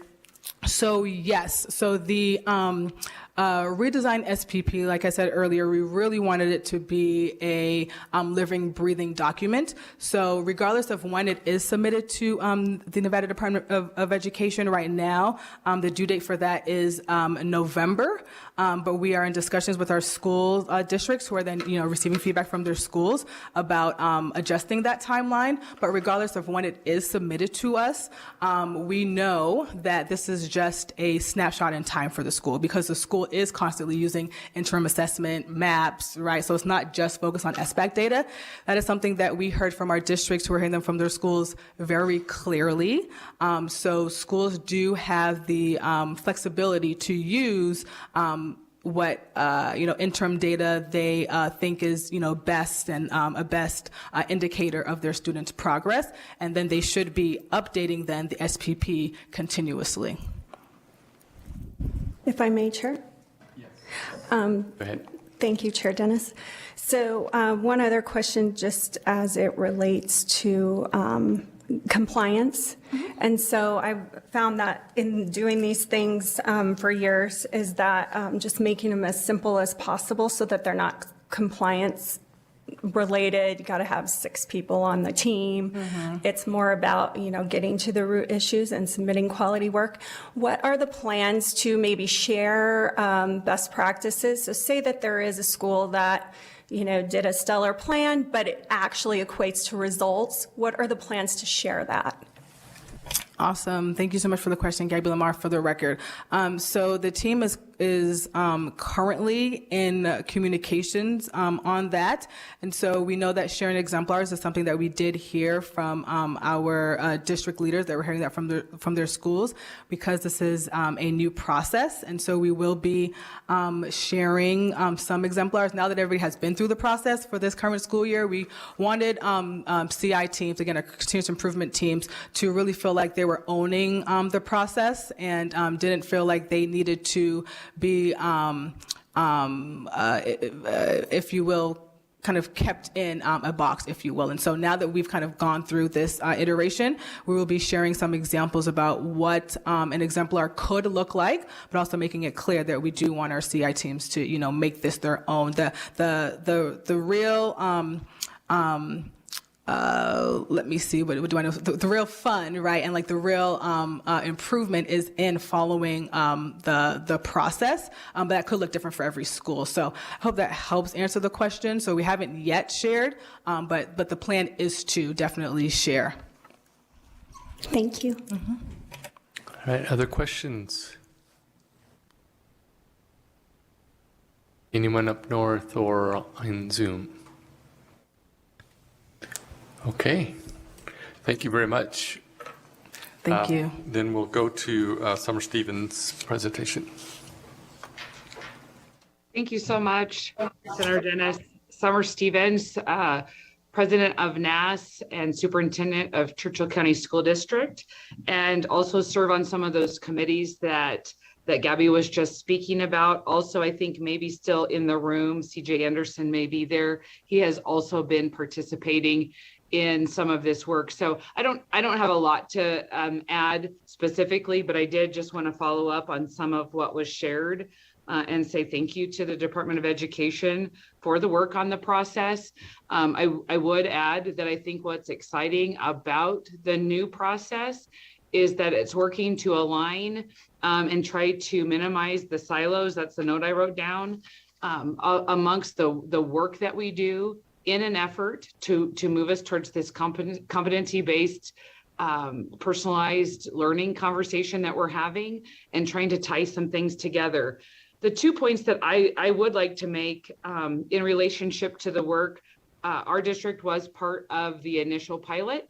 We had 3 schools that participated in that work, along with other school districts and schools within those districts, and were able to provide a lot of feedback. We also are now all in this beta work and providing the feedback. So that has been really great. And the department and UPD have been really responsive in trying to, as Senator Buck, as you talked about, right? Like it's not a compliance task. It's really about improving. And so trying to really honor what we're bringing forward as the hurdles or the hoops and getting rid of those pieces that best we can. So one of the things I would share on behalf of superintendents is a conversation we have, but it's also on behalf of school improvement specialists, on behalf of principals, folks who work in grants, the staff in buildings, whatever their role is. One of the things that is a challenge to us related to school improvement, related to assessment, is the misalignment between the budgeting cycle in Nevada, the assessment cycle in Nevada, and this reporting cycle. Now, as Gabby pointed out, right, this is continuous, so that's fantastic. So what we need, so right now when we report though, it's due in November. Part of the work is when we all finally come back together, that's when we get a lot of the data, or we're just getting the data now, for example, with our MAP results, and then everybody's leaving.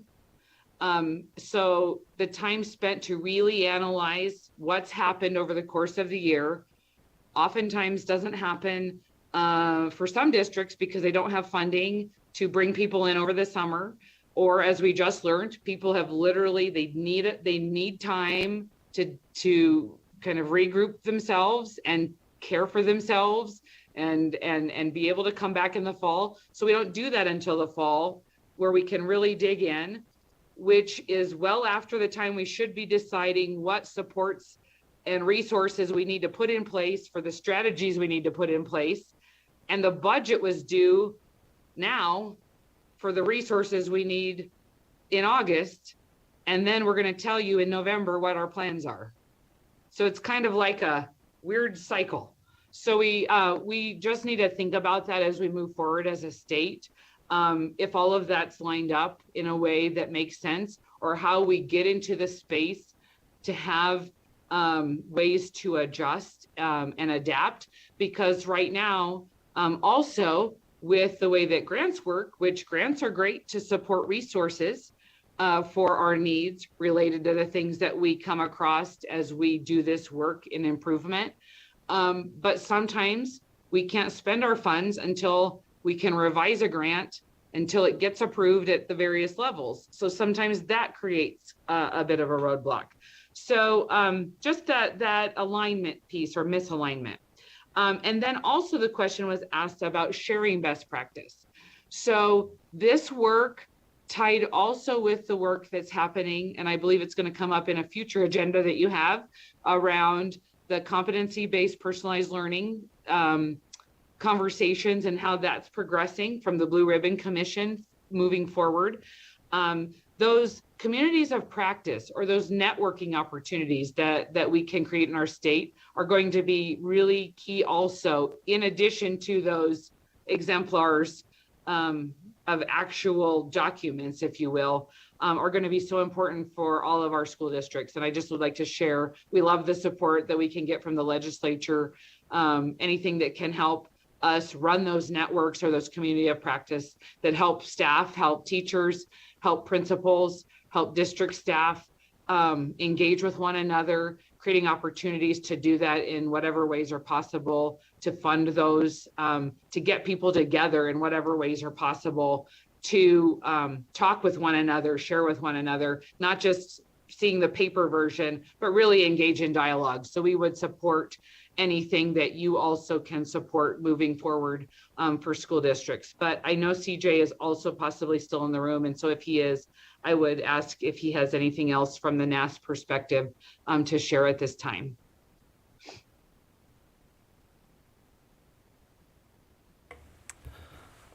CJ Anderson, for the record. Thank you, Summer and Chair Dennis. So just two quick things I'd like to add.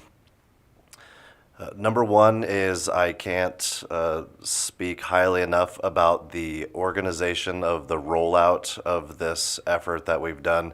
I was one of the, as a principal, I was one of the piloting schools in Elko County last school year. Then I had the opportunity to manage it from a district level as the director of school improvement, and now I'm still kind of doing that as superintendent.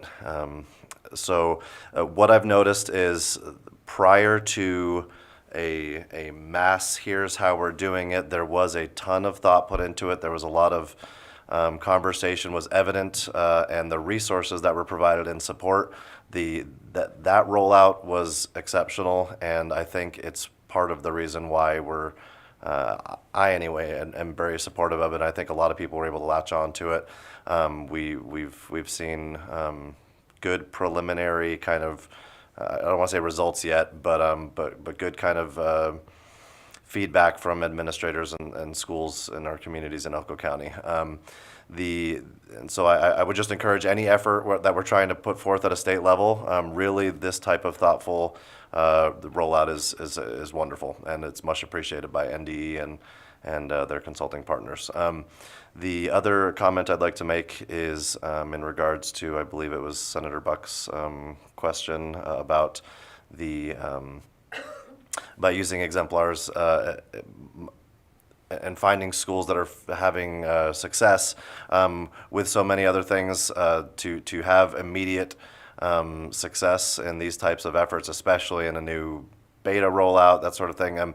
Just to, understand that these things do take time, and any meaningful change will take time as we adjust to how to incorporate that. And I also look forward to seeing how other schools are having success, but success, as we know, and whether it's an organizational success or an individual success, success looks different for different people depending on their circumstances and what their goals are. So there's a lot to be considered when thinking about what an exemplar might look like. But anyway, thank you again. Okay, any questions for any of these folks? Okay, I'm not hearing any. Thank you very much for that presentation. We're now going to go to the next one. So it's my intent to go to this next one. After this, we're going to take lunch. Yep. And so we're going to switch now to item number, Roman numeral number 11. discussion on educational staff recruitment and retention programs and initiatives, including updates on staffing shortages.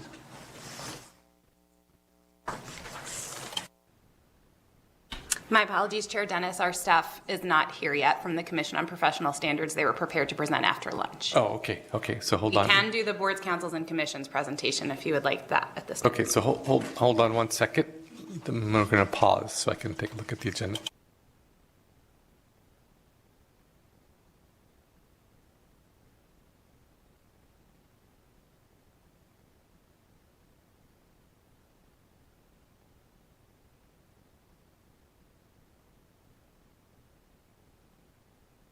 Okay, so here's what we need to do, because we're going to lose one of the presenters on that next one. And so we're going to have Summer Stevens do her part of that presentation. And then we can take a break for lunch.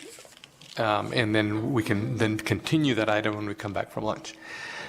So let's have Ms. Stevens, if you would, Dr. Stevens, if you would go and do your part, and we'll ask any questions that we have. Thanks. Okay, sounds good. Superintendent Stevens, Summer Stevens, Churchill County School District and current Nevada Association of School Superintendents president.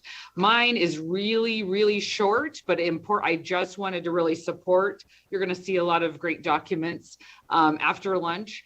And we wanted to convey that we will probably second, third, fourth, fifth behind everything that is said. We recently met with representatives from higher education about teacher pipeline, staffing pipeline, other support staff pipeline. You already heard this morning about from Christy McGill about other providers, right? Our psychologists, social workers, mental health providers, and how do we get those folks up into the ranks. You're going to see great information from the Department of Ed's presentation, specifically with all of the opportunities that exist. We are one of the recipients in Churchill County. I believe also Elko is, of the teacher, the CTE teacher pipeline,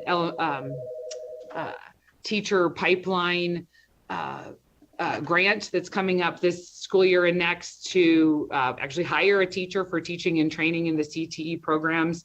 In my district alone, I actually am teaching that class this year so that we could get it started. We had 9 students, 100% retention, 2 are graduating, the rest are moving up, and 42 new students are coming in. But I just can't do 3 sections next year. That's where I'm headed off to, is to teach that class today. So we're really excited. We're getting them dual credit, college credit. That's what everybody's trying to do, so that we're getting them kicked off really in a great way so that we can get them out into the field with a great start, with enthusiasm and excitement for this profession that we do love and we do know is awesome for people to a great profession to get into. So we are just grateful that there are so many recruitment opportunities for the profession, the education profession.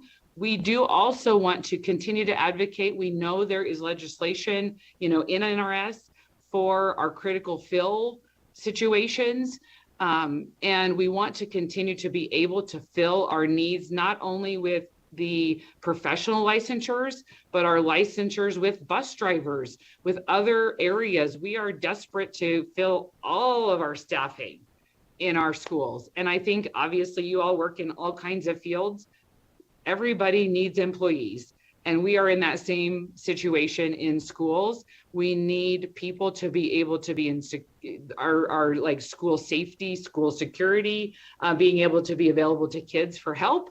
We need to be able to cover our duty assistants, our secretarial pools, our office support pools, accounting, our maintenance pools, our custodial pools, all of those things. So we just want to, you heard a great public comment at the very beginning, right? We have to continue to look at those ways.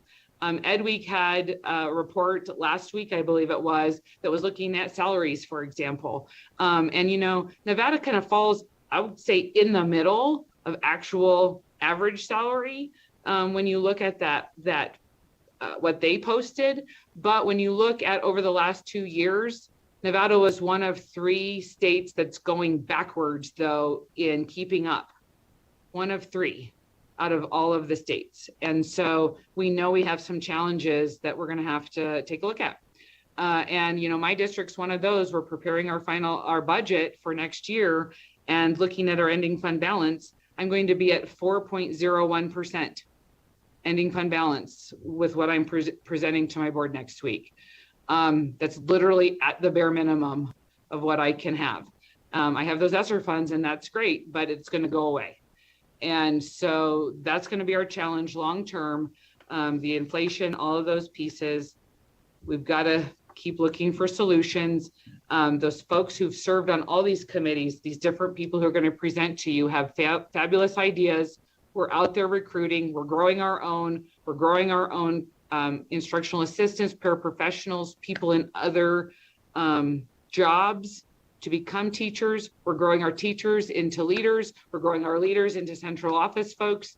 We're going to keep doing that. We're getting our safe school professionals who were community health workers who can go on now to get their master's degree of social work. We're keep growing people because that's what we do. Here in Churchill County, everyone always learning is our mission. I think that's everyone's mission in schools.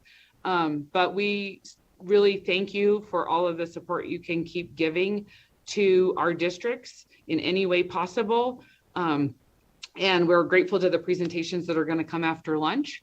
If people have any questions to me specifically, or anything that you want me to take back to NAS, I certainly would entertain that at this time. Thank you very much. Do we have anything, either that, as she just mentioned, either questions or anything that we would like for her to take back to the other superintendents and on this issue? We know this is a huge issue. And we've got to try, and I know we've started some things that are going to help, but that's only a start, and we've got to do even more. Do we have anybody have any specific questions for her? Yep, Assemblywoman Miller. Thank you, Chair Dennis. Since the request of anything that we would like you to take back to your superintendents,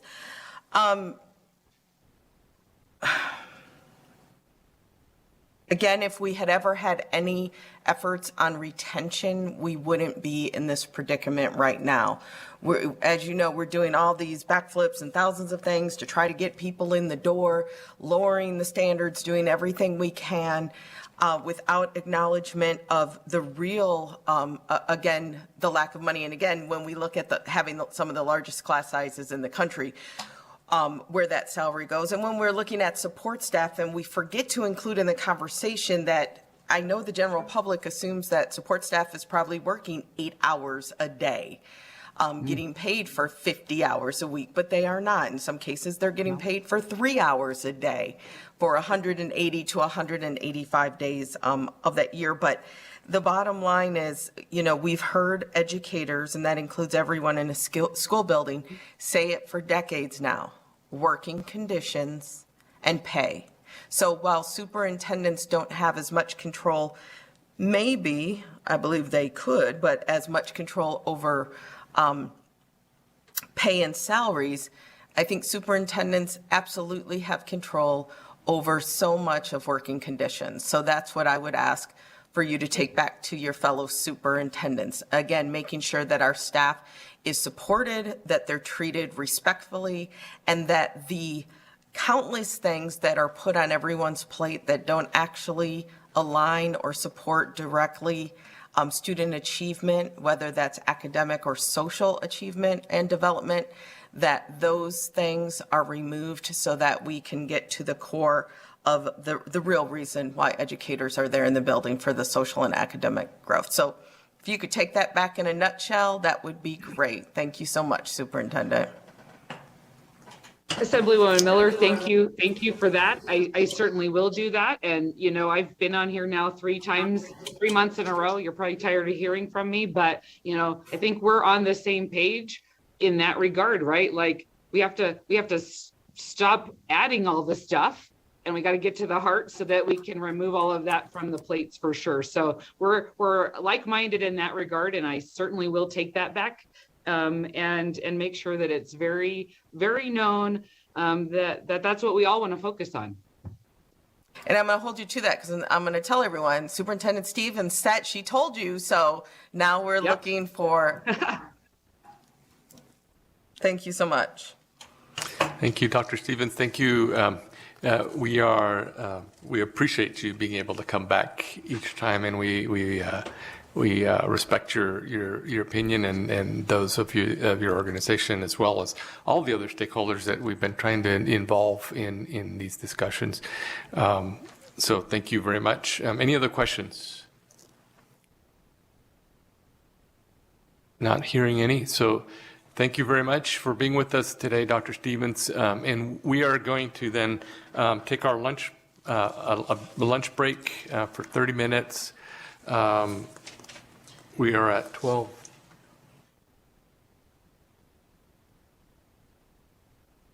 Okay, so hold on.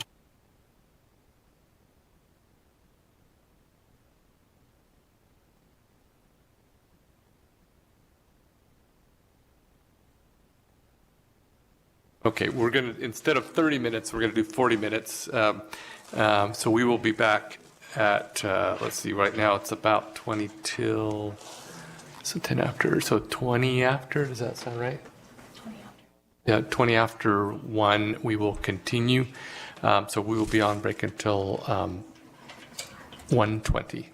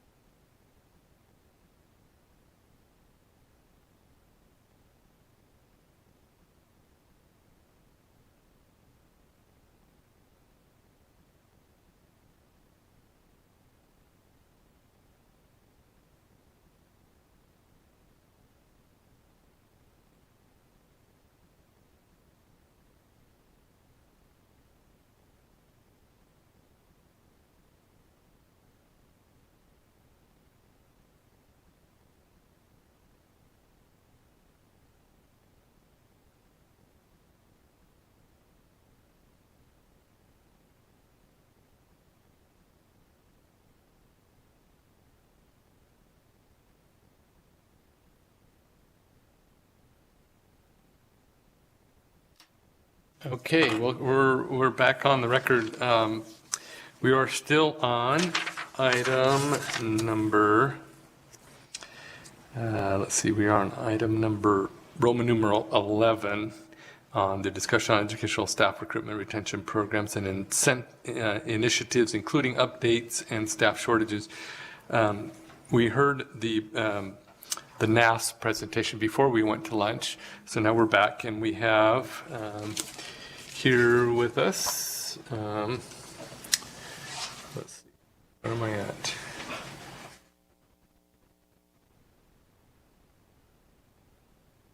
Oh yeah, Jeff. Okay, so we got Jeff Brisky. I'm looking at the wrong paperwork. Jeff Brisky here with us today to give the presentation. So welcome, and when you are ready, go ahead and start. And make sure, as you, especially when there's questions and things, that you always identify yourself for the record. Go ahead. Thank you. Thank you. Good afternoon, Chair Dennis and members of the committee. My name is Jeff Brisky, Director of Educator Development, Licensure, and Family Engagement. And it is my sincere pleasure to present to you all the Department's supports for recruitment and retention of Nevada educators. This was quite an educational journey for me, as sometimes we are so focused on our own work that we oftentimes, even with cross-office collaboration, that we oftentimes do not see the many additional projects and supports that our colleagues are doing in their respective offices. So I'm sure there are some pieces of this multifaceted puzzle that are still missing, and I hope that this living document is as informative to me as it will be to you. So this slide is an overview of the department's public bodies and work groups around recruitment and recognition efforts that include recognition, elevating voice, development and support, and I will go through each of these areas on the following slides in more detail.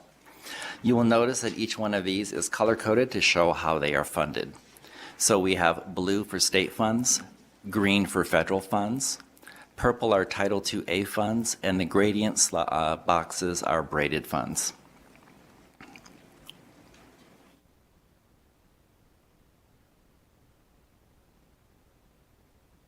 The first public body is the Teacher Recruitment and Retention Task Force, created in Assembly Bill 276 in year 2019. Membership includes 3 teachers from Clark, 2 from Washoe, and 1 from each of the 15 rural school districts for a total of 20 teachers. Their charge is to make recommendations to the Legislative Committee on Education in even years and the Legislative Council Bureau in odd years. There are other groups across the state that focus on recruitment and retention issues. This task force has reached out and received presentations from several of these groups.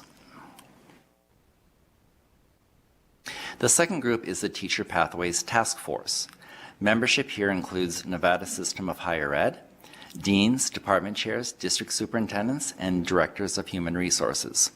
Their charge of the group is to collectively rise to the challenge of expanding the number and increasing diversity of licensure-ready pre-K-12 teachers annually who complete their teacher prep programs. The third group is the Nevada Coalition for Educator Recruitment and Retention. Historically, NDE, like many other education agencies, has not been deeply involved in efforts around recruiting and retaining educators. We have leveraged American Rescue Plan dollars to designate a full-time position responsible for designing the initial coordinating system for NDE to support the recruitment and retention of educators. This position leads this group to ensure that the coordinating system is designed with input from stakeholders. Membership here includes human resource representatives from across the state with the charge of identifying challenges, discussing current strategies districts are using, and collaborating with the department to help define our role in these statewide efforts.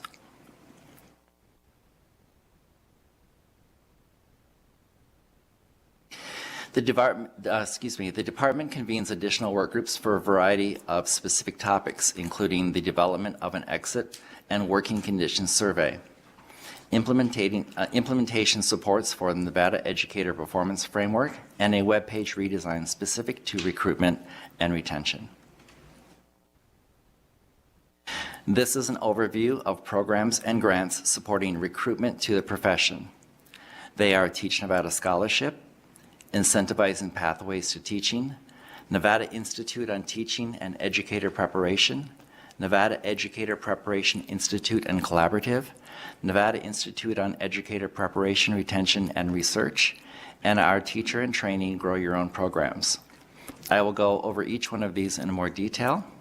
Two of our largest grants, Teach Nevada Scholarship and Incentivizing Pathways, thus far have been awarded to 815 who identify as white and 885 who identify as non-white. 138 declined to answer, and some institutions who have received funding are still reporting.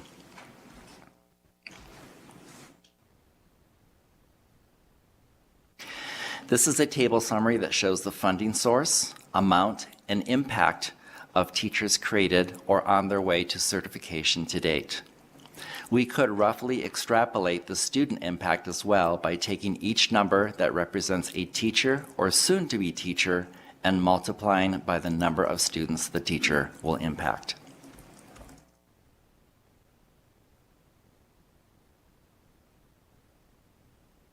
The Teach Nevada Scholarship Grant started in the fall of 2016 with the purpose to provide scholarships to those seeking initial licensure. The requirements are to agree to study specific areas and to teach for 5 years, 3 of which must be in a Title I school. Incentivizing Pathways to Teachers grant started in the fall of 21 with the purpose to provide direct financial assistance to students who are within 3 years of completing their program. This grant also supports a staff position who works with stakeholders to develop that statewide coordinating system of recruitment and retention.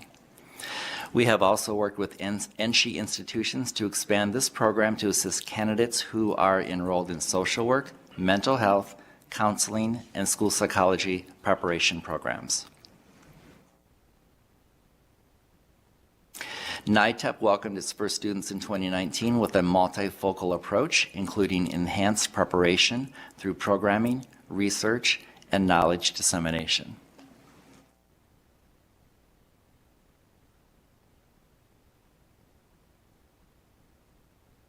Nevada EPIC is a comprehensive collaborative aimed at providing undergraduate and graduate level professional engagement, translating research to practice. This program emphasizes a reinforced grow your own approach, which highlights and values equity and diversity while providing accelerated pathways for initial licensure. Each grant is important, but I especially like the NIPER grant because it supports development of both pre- and in-service educators while engaging communities and facilitation of next-generation research. This grant provides a 3-year opportunity for educator development focused on culturally sustaining and relevant approaches to mitigating learning loss, responding to COVID, and recruiting and retaining strong educators committed to the needs of Nevada. The other reason why I especially like this grant is that it is shared by 3 major prep institutions, creating opportunities for shared faculty and student research, collaboration, and fellowship.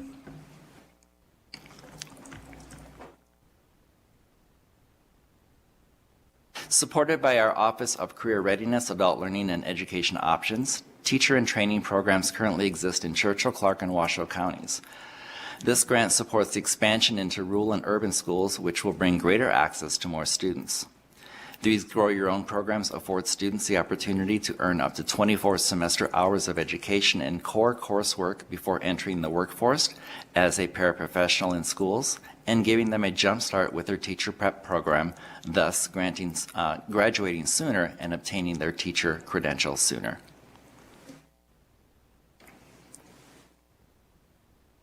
The school-based mental health grant is supported by the Office of Safe and Respectful Schools Environment. This grant supports the development, building, and expansion of preparation programs, as well as direct financial support to candidates to complete their program.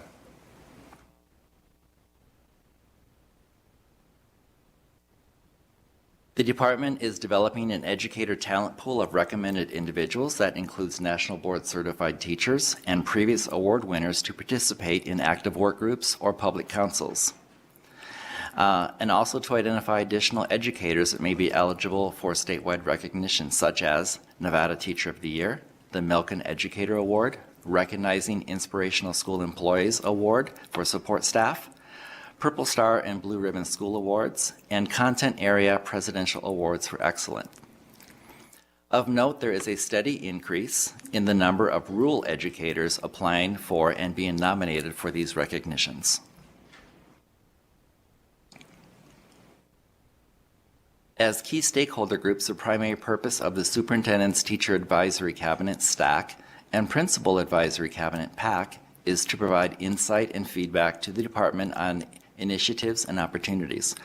Members also expand their understanding of each NDE office as well as the department's mission, vision, and goals. The Nevada Digital Learning Collaborative, supported by the Office of Standards and Instructional Support, started in June of 20 with 85 digital engineers statewide from district, charter, and private schools to build resources and support for teachers to shift everyday instruction into the digital world that includes online, blended, and in-person instruction. After the initial build, the collaborative has grown and continues to provide resources, mentoring, and coaching supports to make digital learning part of everyday instruction, regardless of the actual learning environment. The Nevada Seed Center is a system and statewide community of educators developing social, emotional, and academic development skills that reinforce equitable environments and student success. The center provides state-funded training and coaching, guest speakers, statewide community practice, support groups, resource library, daily wellness sessions to develop and strengthen the relationship between academics and social emotional skills that reinforce equitable and human-centered educational environments. We have resources, trainings, and materials for better understanding performance standards that include courses, webinars, in-person visits, conferences, as well as crosswalks and resources for school, district, and capital improvement plans. Early childhood education professional learning opportunities are ongoing for program directors and school leaders, and additional sub-grants were given to the Nevada Association of School Administrators to fund their Education in Excellence Institute and to the Clark County Public Ed Foundation to fund their leadership academies.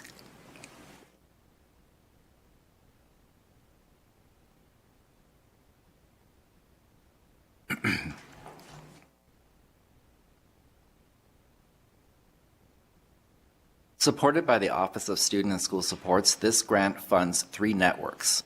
The Leadership Network to make data-driven decisions and ensuring access for all students, the School Improvement Network to support individual school needs, and the Rising Leaders Network to support and increase the diversity of leaders and to create more culturally responsive systems promoting a stronger student outcomes. And finally, some support highlights from the Ed Life office, including reciprocity of licenses, meaning that if a teacher applies from another jurisdiction or country and they have a valid standard license that specifies the endorsement area, they can obtain a same or similar license in Nevada.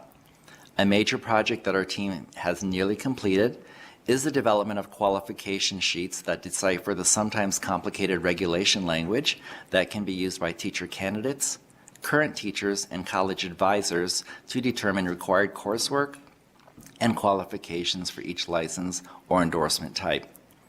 On the regulatory side, at the Commission on Professional Standards, we are moving forward with Senate Bill 352, allowing school psychology interns and paraprofessionals to remain employed while completing their programs to certification, as well as Assembly Bill 225, allowing alternative means of demonstrating competency. The Commission has workshopped mentorship endorsements for both teachers and administrators that are aligned with current career ladder programs at district and prep institutions. And on the licensure side, we offer mobility for teachers through expanded opportunities for adding endorsements in middle and high school content areas and the popular alternative route to certification for special education. This truly has been a joint effort across all offices and divisions in our department, as well as collaborating with our educational partners, digging deep, creating innovation, and lifting each other up for our Nevada students. Thank you.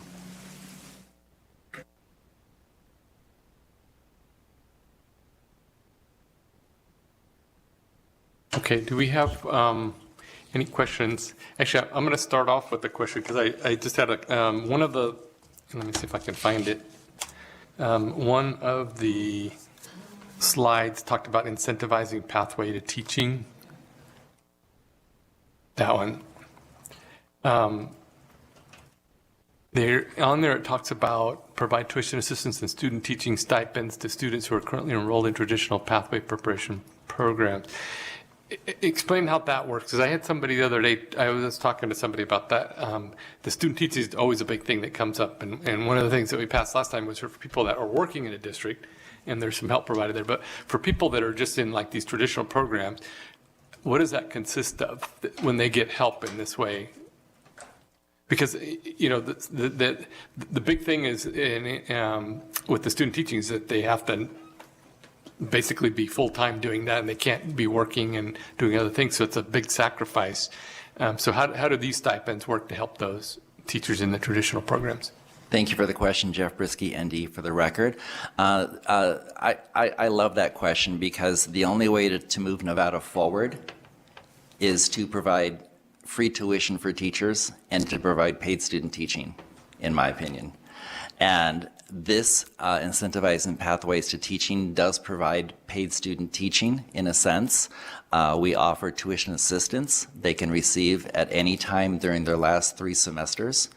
And during their student teaching semester, we grant them up to $8,400 to help cover that cost, when they can use that $8,400 any way they wish, whether it be for tuition, living expenses, gasoline, food, transportation, whatever they need, because we realize that we really would like those student teachers to be able to concentrate on the students in front of them, learn their craft the best they can, and not have to worry about having a second or a third job just to support them and their families. Thank you. So how many people are helped with, I mean, how many actually qualify for this or receiving these? I have that for you in just a moment. Let me pull that up.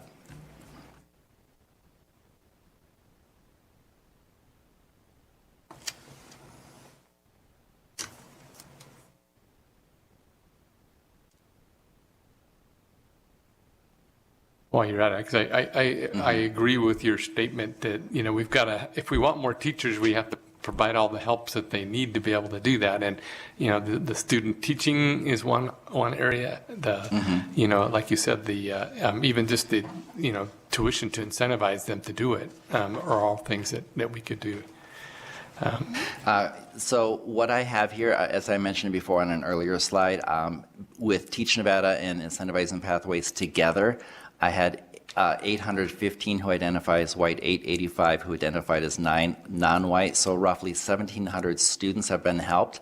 And from my notes, if I remember correctly, half of that was from Teach Nevada Scholarship, the other half was Incentivizing Pathways to Teachers. So I would estimate a close to half of that would be around 850 have already received help with this Incentivizing Pathways to Teacher grant. And how many are, and that's 850 throughout the state? Yes, correct. So, and how many do we have in those education programs, do you know, that are in? That I do not I mean, know. I'm just wondering Yeah. what percentage of the folks that are I- go through the traditional program. Yeah, thank you for the question, Jeff Brisky, and DE, for the record.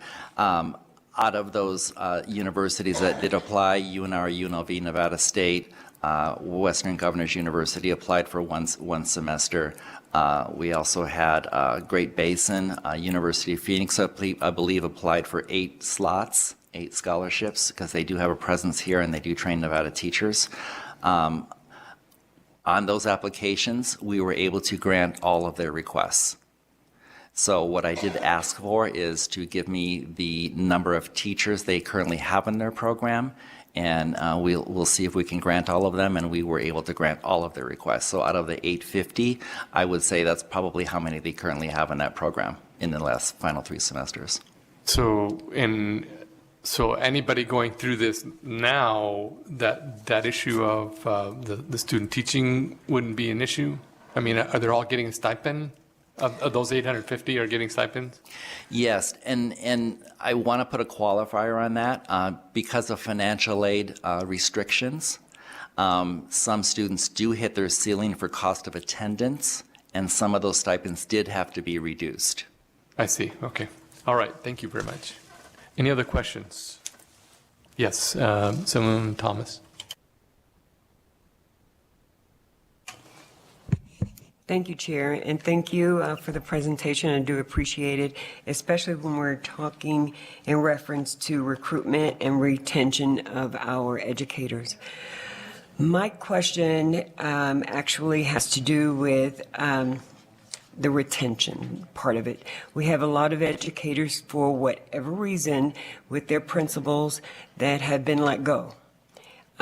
What are we doing to rehabilitate those educators that, for whatever reason, have been out of CCSD for other reasons other than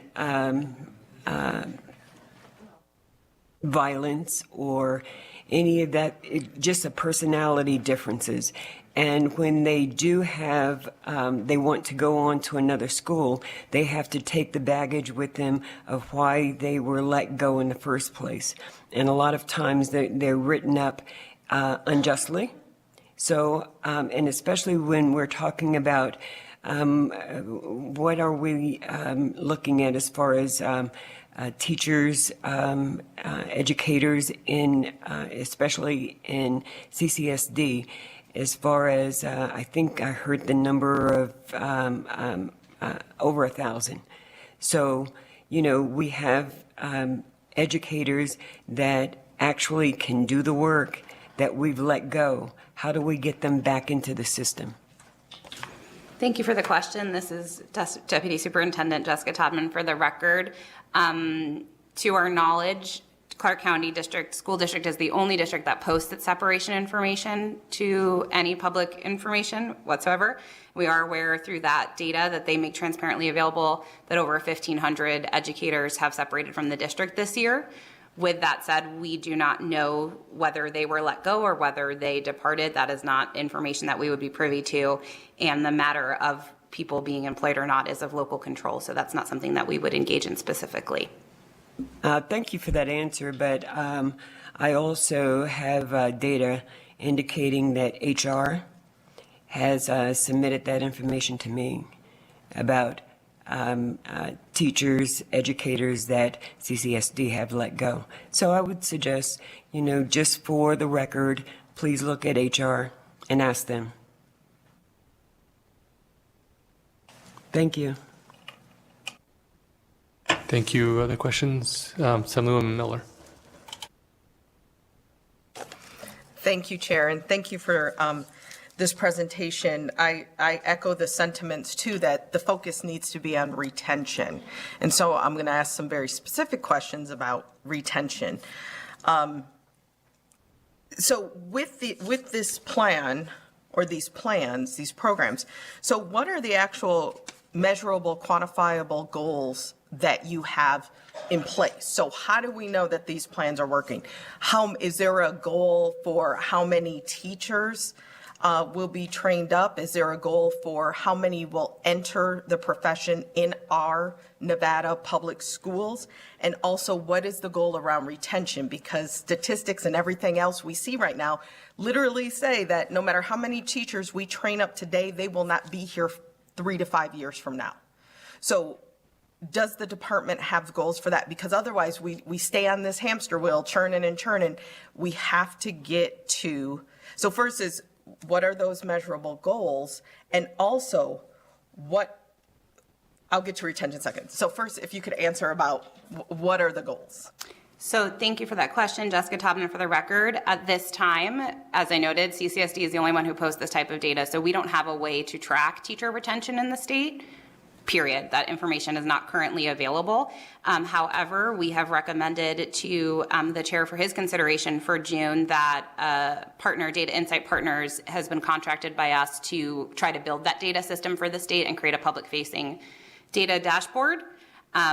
And so they would be happy to provide that update about what those plans look like in the timelines at a future meeting, or we can provide it informationally if that presentation is not of interest.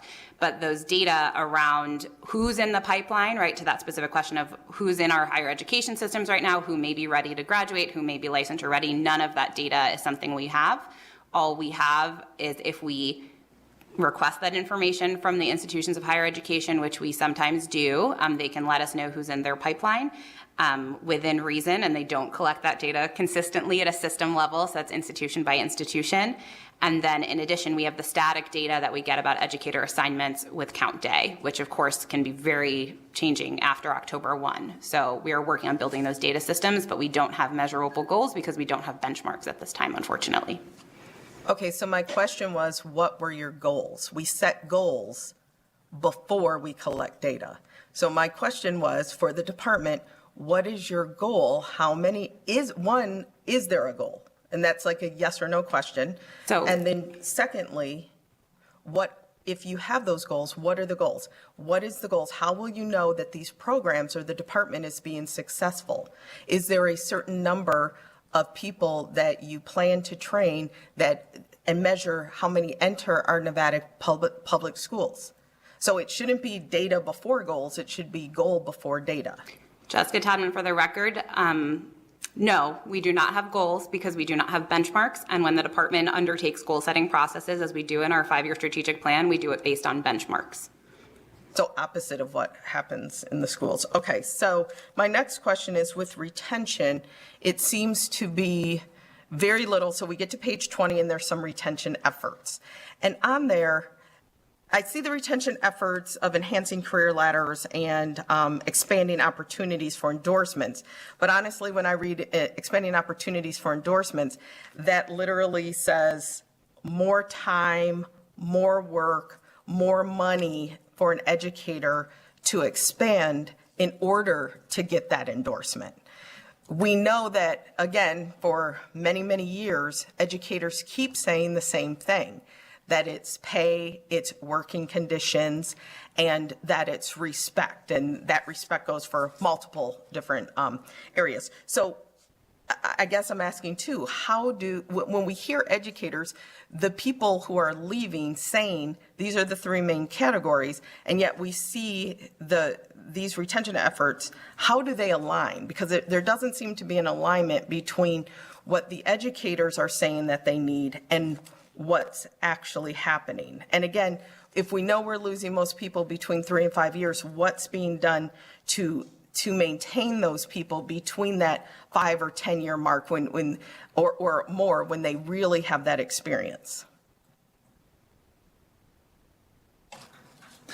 Thank you for the question, Jeff Brisky, ND, for the record. I do agree with you. I hear that all the time, pay, working conditions, et cetera. And again, as Deputy Todman explained, that's really a local control issue. We can implement as many things to remove barriers to licensure, remove barriers to endorsements. We have done that here on the slide 20, I believe you're talking about. For those teachers who already have a K-8 license, they can take a content exam and then automatically get a middle school or secondary endorsement area for that. They don't have to do course or additional coursework for that. So just showing us that they know the content, then they can move right into that teaching position and be licensed. Okay, thank you. Other questions? Up north or on in Zoom?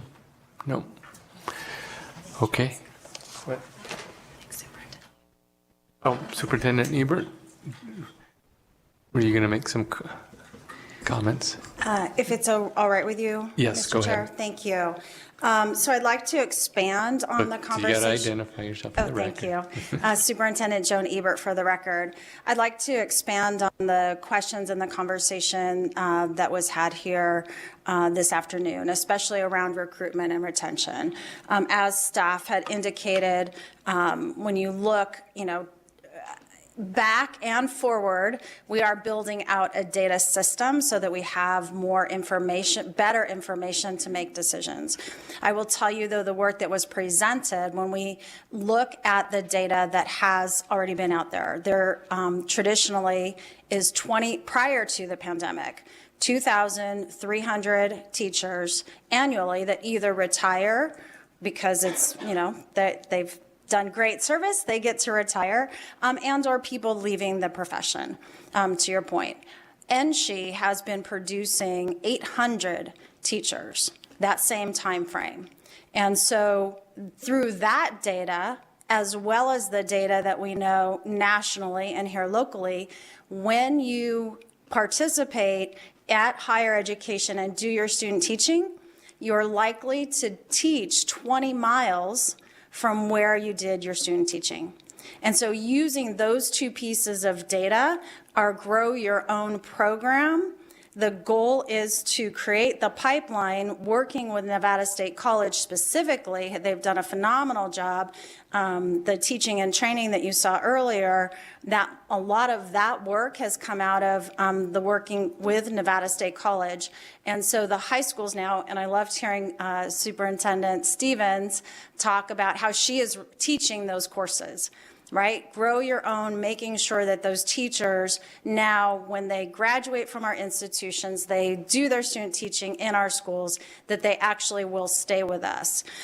So that piece of making sure that when they enter the profession, that they stay here with us, they know their communities, they have families, that is how we're building out with these funds that we have that are one shot in nature. We're hoping that we'll be able to demonstrate to all of you that they will be funded down the road. So that's the data that we use to build these programs, and the goal is to have additional, and I forget the exact number off the top of my head, but an additional set of educators that would not have been here in our system, and we will be able to report that back to you. For retention, quite frankly, we struggle at the Nevada Department of Education because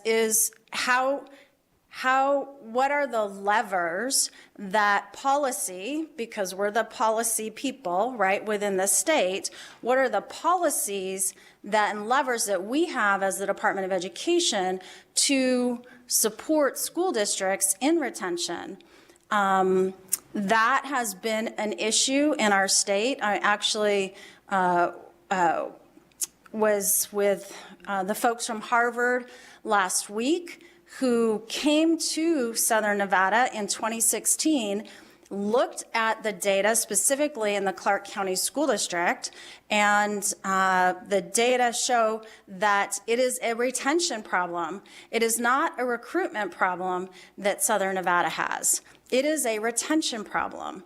And so those pieces that we know, pay, working environment, lower class sizes, if we had a magic wand, we would absolutely do that. I will tell you what we have been doing is actually removing those things systematically over time, taking things off of teachers' plates, and making sure that they have the supports to be successful. But there's that piece of what can the department do and what really the school districts have control of to make sure that their teachers are retained. Thank you. Thank you very much. Any other questions come up as of, yes, Senator Don Darrell Loop. Thank you very much, Mr. Chair. In reference to the slide that's on the screen now, and I think I know the answers, but I just want to hear them.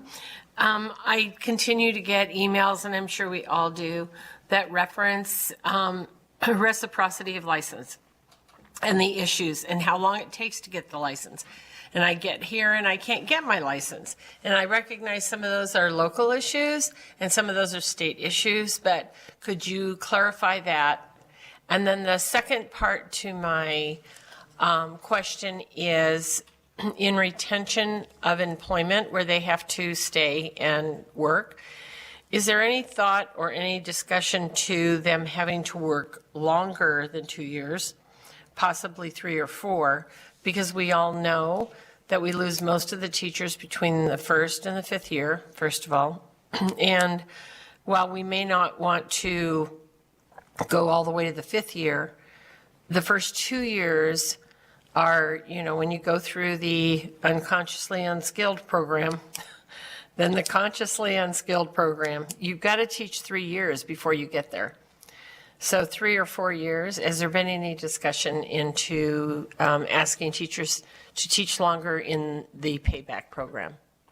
I know I feel like with some of the law school scholarships and some of the veterinarian scholarships with WICHE, some of those are either 5 or 10 years even. While we may not want to go all the way out, certainly I think 3 or 4 years is reasonable. Thank you for the question. For the record, State Superintendent Joan Ebert. On the reciprocity, I will tell you I'm very proud of the team. Both Deputy Todman and Mr. Brisky have done a phenomenal job in continual research. What I would say is when you hear that there isn't, to please send them our way. I know there's And to your question on, well, actually, someone just did an article the other day that said it took a substitute teacher 4 months to get their license. And I immediately turned to the staff. I said, what the heck? This should not be happening. They pulled it up. It was not 4 months. I don't know how an article gets published like that. It was 4 weeks. We have the date the person entered their information. We have the date that it was issued. So, it's one of those things, marketing, I guess, we need to get out there.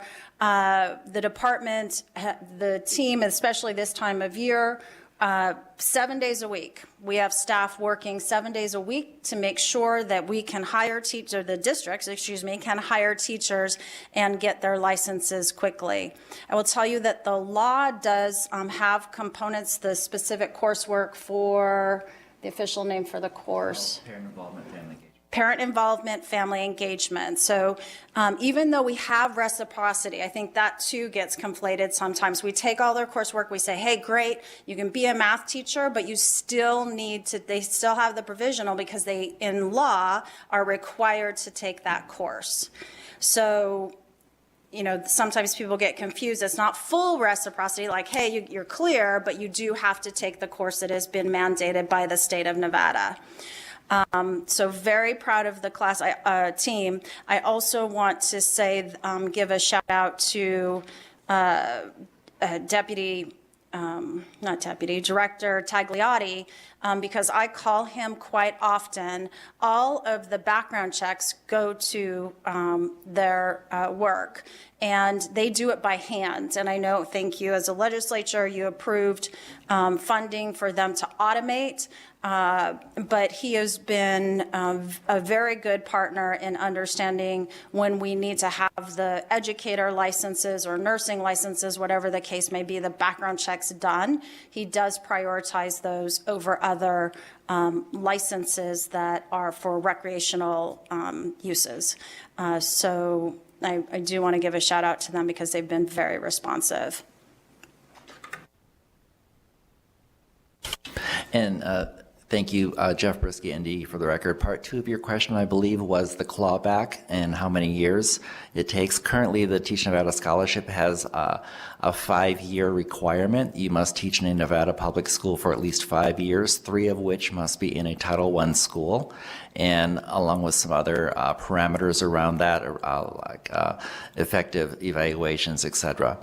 And as far as the clawback for the incentivizing pathways to teachers, we implemented that most recently for the last 2 application periods. We have a clawback there of 2 years where they must agree to teach at least 2 years, and if they don't, they would have to pay back 25% of what we gave them, similar to Teach Nevada Scholarship. Thank you. Other questions? Yes, Senator Buck. Thank you so much, Chair Dennis. Thank you, Superintendent. such a comprehensive approach to recruiting. I, along with my colleagues, am concerned about the retention piece. I know that you have a tremendous database of every single licensed teacher, administrator, and that. Would it be possible to do, and maybe you do, a Survey Monkey or a survey so that you can actually look at facts when it comes to, you know, how districts' climate and culture are, various other salaries, and look at the data trends, an exit survey per se. I know that it's questionable on who reports on whether they exit or not, but this would be a great way to get the data because you do have a great database of teachers, substitutes, staff, principals, etc. Thank you for the question, Senator. For the record, State Superintendent Joan Ebert. This actually is, we've done climate and culture surveys with students, and this is our first year that we're actually collecting that data. It was opt-in. I just asked staff if it was still open. It is not. So we just closed that opportunity to start to collect that data, and we'll be able to report it back to you. I think Assemblywoman Hanson has a question. Yes, Chair, thank you. Superintendent Ebert, thank you for being here. You made a comment that I just want to make sure I heard right, and then maybe you could expand on it a little bit. You mentioned that there's some things that maybe the state has taken off the plate of teachers so that we can, you know, there's things that the districts require, there's things that we here in Department of Ed, the legislature do. Was I understanding you right that when you mentioned as part of retention trying to help them, that maybe we lighten their load where we can? Is that what I understood you to say? And if so, what are maybe some of those things that have happened recently? Thank you for the question. So specifically, yes. In thinking about how we do our work with educators, the first one that comes to my mind is conversations that we've had with our staff in having teachers come in for professional development and the timing of the work that we do with teachers. And making sure that it is, especially during the pandemic, that it's not during specific times. The other pieces, which one of them was just during the pandemic, right? Working with the federal government, making sure that we had flexibility with assessments, with other reports that are due. That really is at the district level for the reporting, but for the assessment, that absolutely is at the classroom level, and making sure that we're not overburdening at that point in time. Now, as I think through, specifically, I was thinking of the end of course exams as well. We're actually going to be coming forward. Those were covered under the emergency, the state emergency, but now we're finding that that's being lifted. So we're in a position where we may have to re-implement those. And so those are other types of things that we're trying to remove from, we were able to remove during the pandemic because of the emergency, but now that's going to be added back. And so we're going to try to bring it back off of the plate of teachers and educators and children. And I would ask my team, we can develop a list for you also on other items, Assemblywoman. Thank you for that. And if I could, Chair, just follow up real quick. Yeah, go ahead. That being said, then I think, as I know, even before the pandemic, my conversations with teachers, family members that are in the teaching profession, there is a load that has been put on teachers, paperwork, all kinds of things that do take away from teaching time. So I guess as we look forward to a next legislative session, that we would be mindful, maybe Department of Ed, the legislature, about to really question the kinds of things we're asking these school districts to do, which then trickle down to the teachers and just get in the way. I know some of these things are vitally important, but I guess us learning to discern which is absolutely necessary and what is it worth the time it takes away from instruction time for students and busy paperwork for teachers who are juggling a lot. So thank you for that, and appreciate you keeping an eye on that, and that maybe we can all work together to do that kind of analysis when we think about bringing legislation forward in the next session. So thank you. Thank you very much. Unless there's some other questions, I think we're going to move on so that we can get to the other items. Thank you very much.